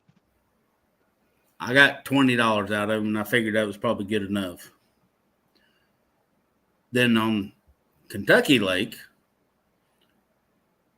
that one kind of stung because had him on fish, got a check, and I didn't even get Oh, paid. That's uncool. But That's bad co-angler etiquette. I was still being a good host. Yeah. And I texted him when I found out, because I left before they even put out the checks. Seen that he got a check, and I was like, "Hey, congratulations on getting a check." Then he goes, "Well, what's your address, and I'll send you some money." Sent him an address. I ain't seen a dime. So it's starting to. Seems like I'm starting to see that more often, because that first year, of course, I had great guys that first year. But but it just seems like that. I mean, I'm getting that one or two, and starting off the year, I fished 3 tournaments, and 2 of them stiffed me. Tried to stiff me. No, that's uncool. It's like these guys are saying. I looked up when I started. I had no idea. They're like, it's usually like $40, and unless the guy's coming from a long ways away, or you make a long run, and you know what? If you have a good time or you win some money, well, kick in a little more. I'm like, okay, really 40 to $50. And I really wouldn't care if the guy says, "Hey, only got 20 on me. I've got to go to the ATM this morning." Hey, that's fine. At least you offered. But don't, well, do I owe you anything for gas? Well, is this your first tournament? Yeah. You fall off the truck? But, yeah. And then especially when, putting the guy on fish, had a good day, catching fish all day, and got a check, and Yeah, that's not cool. That's not cool, co-anglers.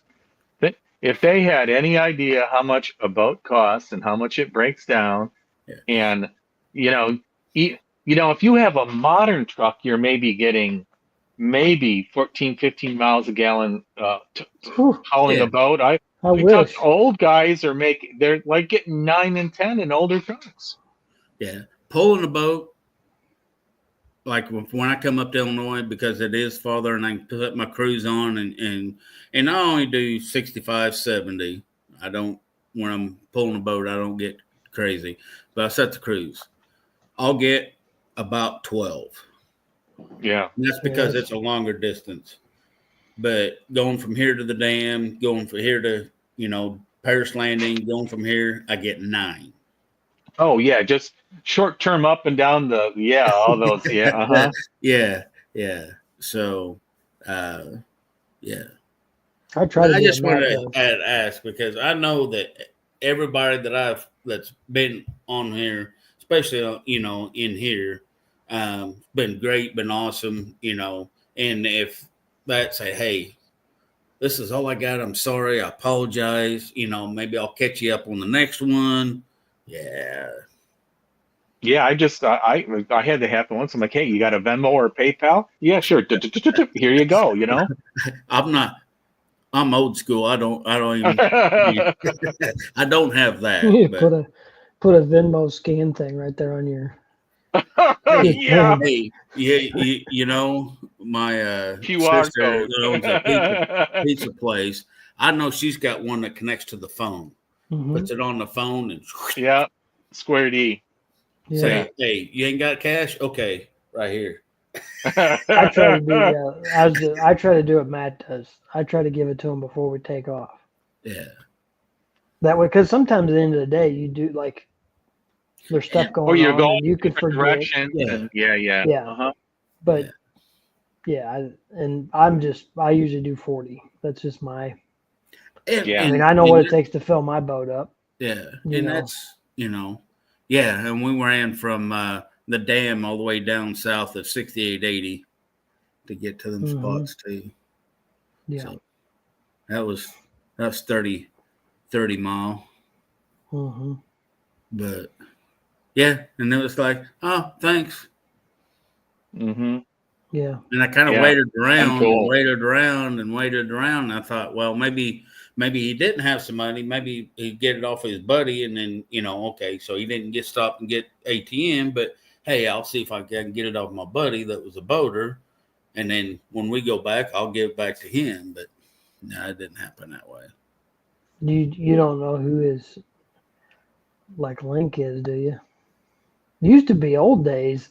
I know a guy that fished these a long time ago. In the old days, co-anglers didn't mess up. Because if Well, they did, what happened? They were out. yeah. Because the They got boater heard unlinked. about it. The Yeah. boater would hear about it, and then you didn't fish again. Like if you Yeah. were an asshole to the boater, and it worked both ways. I mean, boaters, Yeah. same Yeah. way. But like anymore, who knows? Hell, half the time you don't even know. There's times you don't even know the guy you're linked with. Yeah. I've got a guy linked with the Ozarks that Oh yeah, never you met just him get on the before. website, and I don't know Mhm. how you linked before without like Facebook or the group. How the heck you have to stand around in Know the parking lot? somebody, Hey, be around dude, people, Know being him, around yeah. people, and say, "Hey, you yeah, fishing BFLs? You fishing the yeah. BFL? You fishing the LBL? Okay, hey, let's link up and I'll be, Hey, or dude, it in front of the liquor store. Yeah, and I because met my guy at a BFL or a USA Bass and Regional. The guy I linked with in the Illini Yep. division. yeah, and then of course everybody knows, got fishing buddies out there fishing, say, oh, you need a link? Well, let me call this guy. He fishes too, and see if he's got a link. If he doesn't, then I'll link you up with him. Yeah. Yeah. Yeah, the link that I got for the Illini division, I don't know who he is. And this guy that I'm linked with for, the last tournament and for this tournament, I don't know them. I just seen him on the, and texted Yeah. him and said, hey, Is Ron gonna still fishing? Usually he's on here. I haven't seen him. Yeah. Yeah. Did he kind of link with you or he discouraged linked with last time. somebody else? Yeah, Ron, I thought he was. actually, I did. Ron did link up with me for the Illini division. I forgot. Yeah. All of them. Yeah. Yeah. Yeah. Okay. Yeah. Hi, Ron. Mhm. Yeah, I hadn't seen him, but he usually sends me a text every now and then and says, hey, I'm going to be going here. What do you think I need to throw? Or, hey, I'm going to be going to this lake for the weekend and going to take the kayak. And, we talk. But I hadn't paid too much of phone, especially this past weekend. There was a big rodeo going on in Nashville, so my concentration was there. Did you go down to see it? Yeah. I was gonna say, how'd you cool. do? No, I didn't. But I knew some friends of my daughter and son-in-law that lives out in Utah. Their friends were in it. Huh.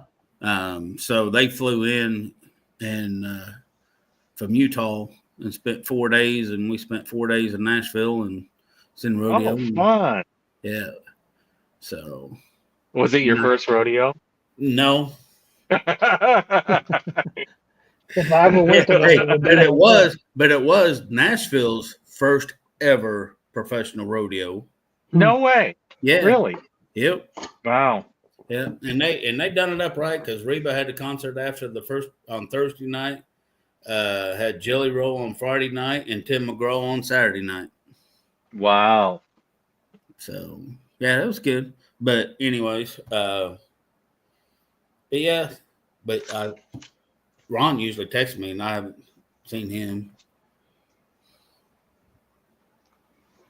I even think when you were back to your gas question, though, I even thought there was something that MLF sent out that like encouraged the co-anglers to.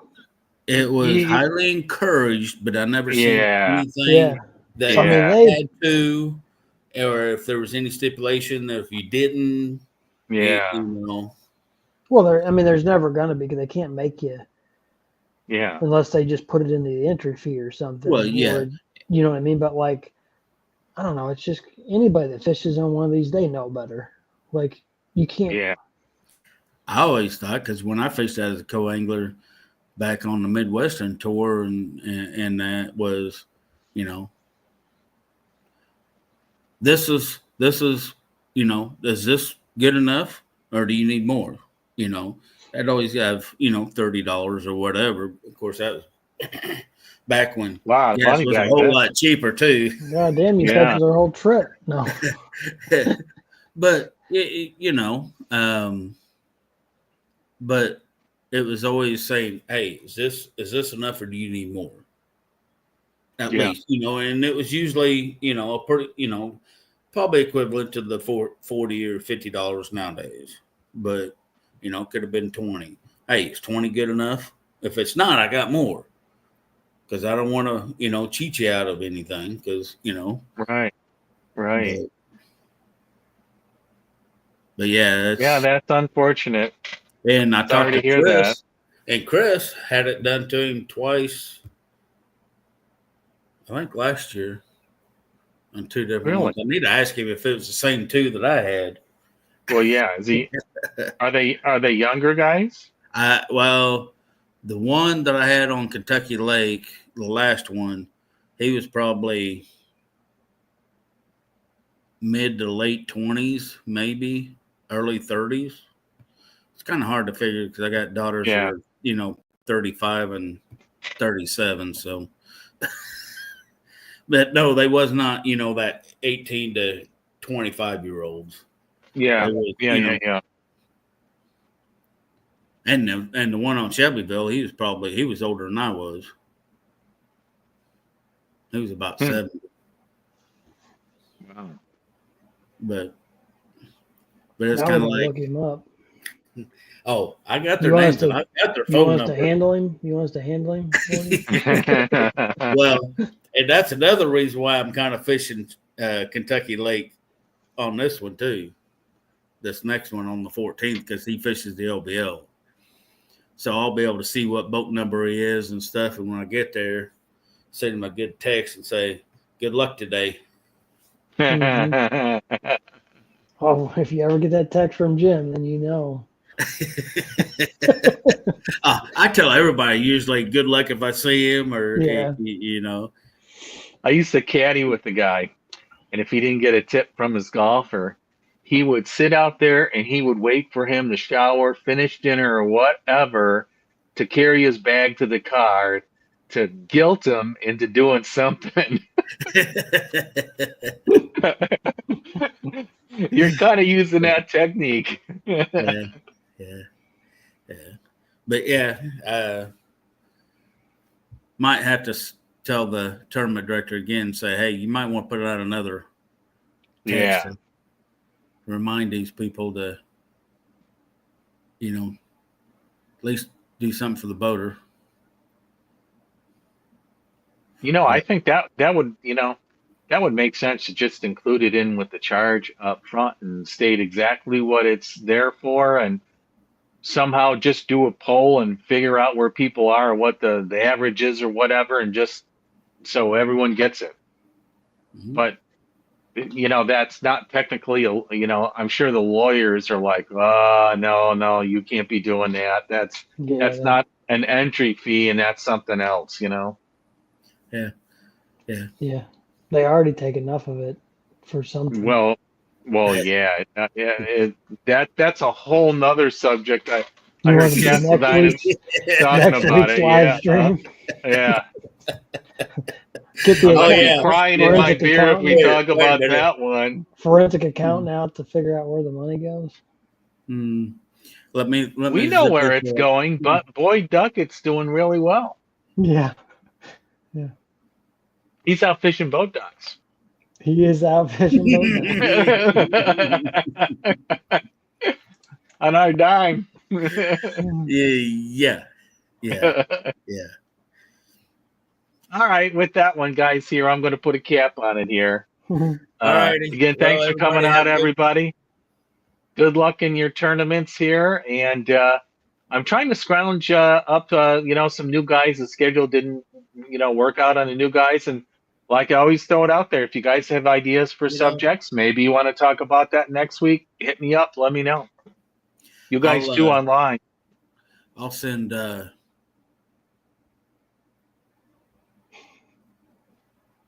always want to call him by his dad's name, but Pat. I'll send Pat. Oh, yeah, you were going to, yeah. Mm-hmm. And I'll send him a text and see if he'd be interested in if he's able. Yeah, or any of the other guys here. You have some ideas, yeah. Yeah. You can talk about his win in USA Bass and how the hell he catches bass on Shelbyville. Yeah. I don't know. We'd have to pay him for that. He's liable to say, "Well, I caught him on a dancing eel down at the dam," but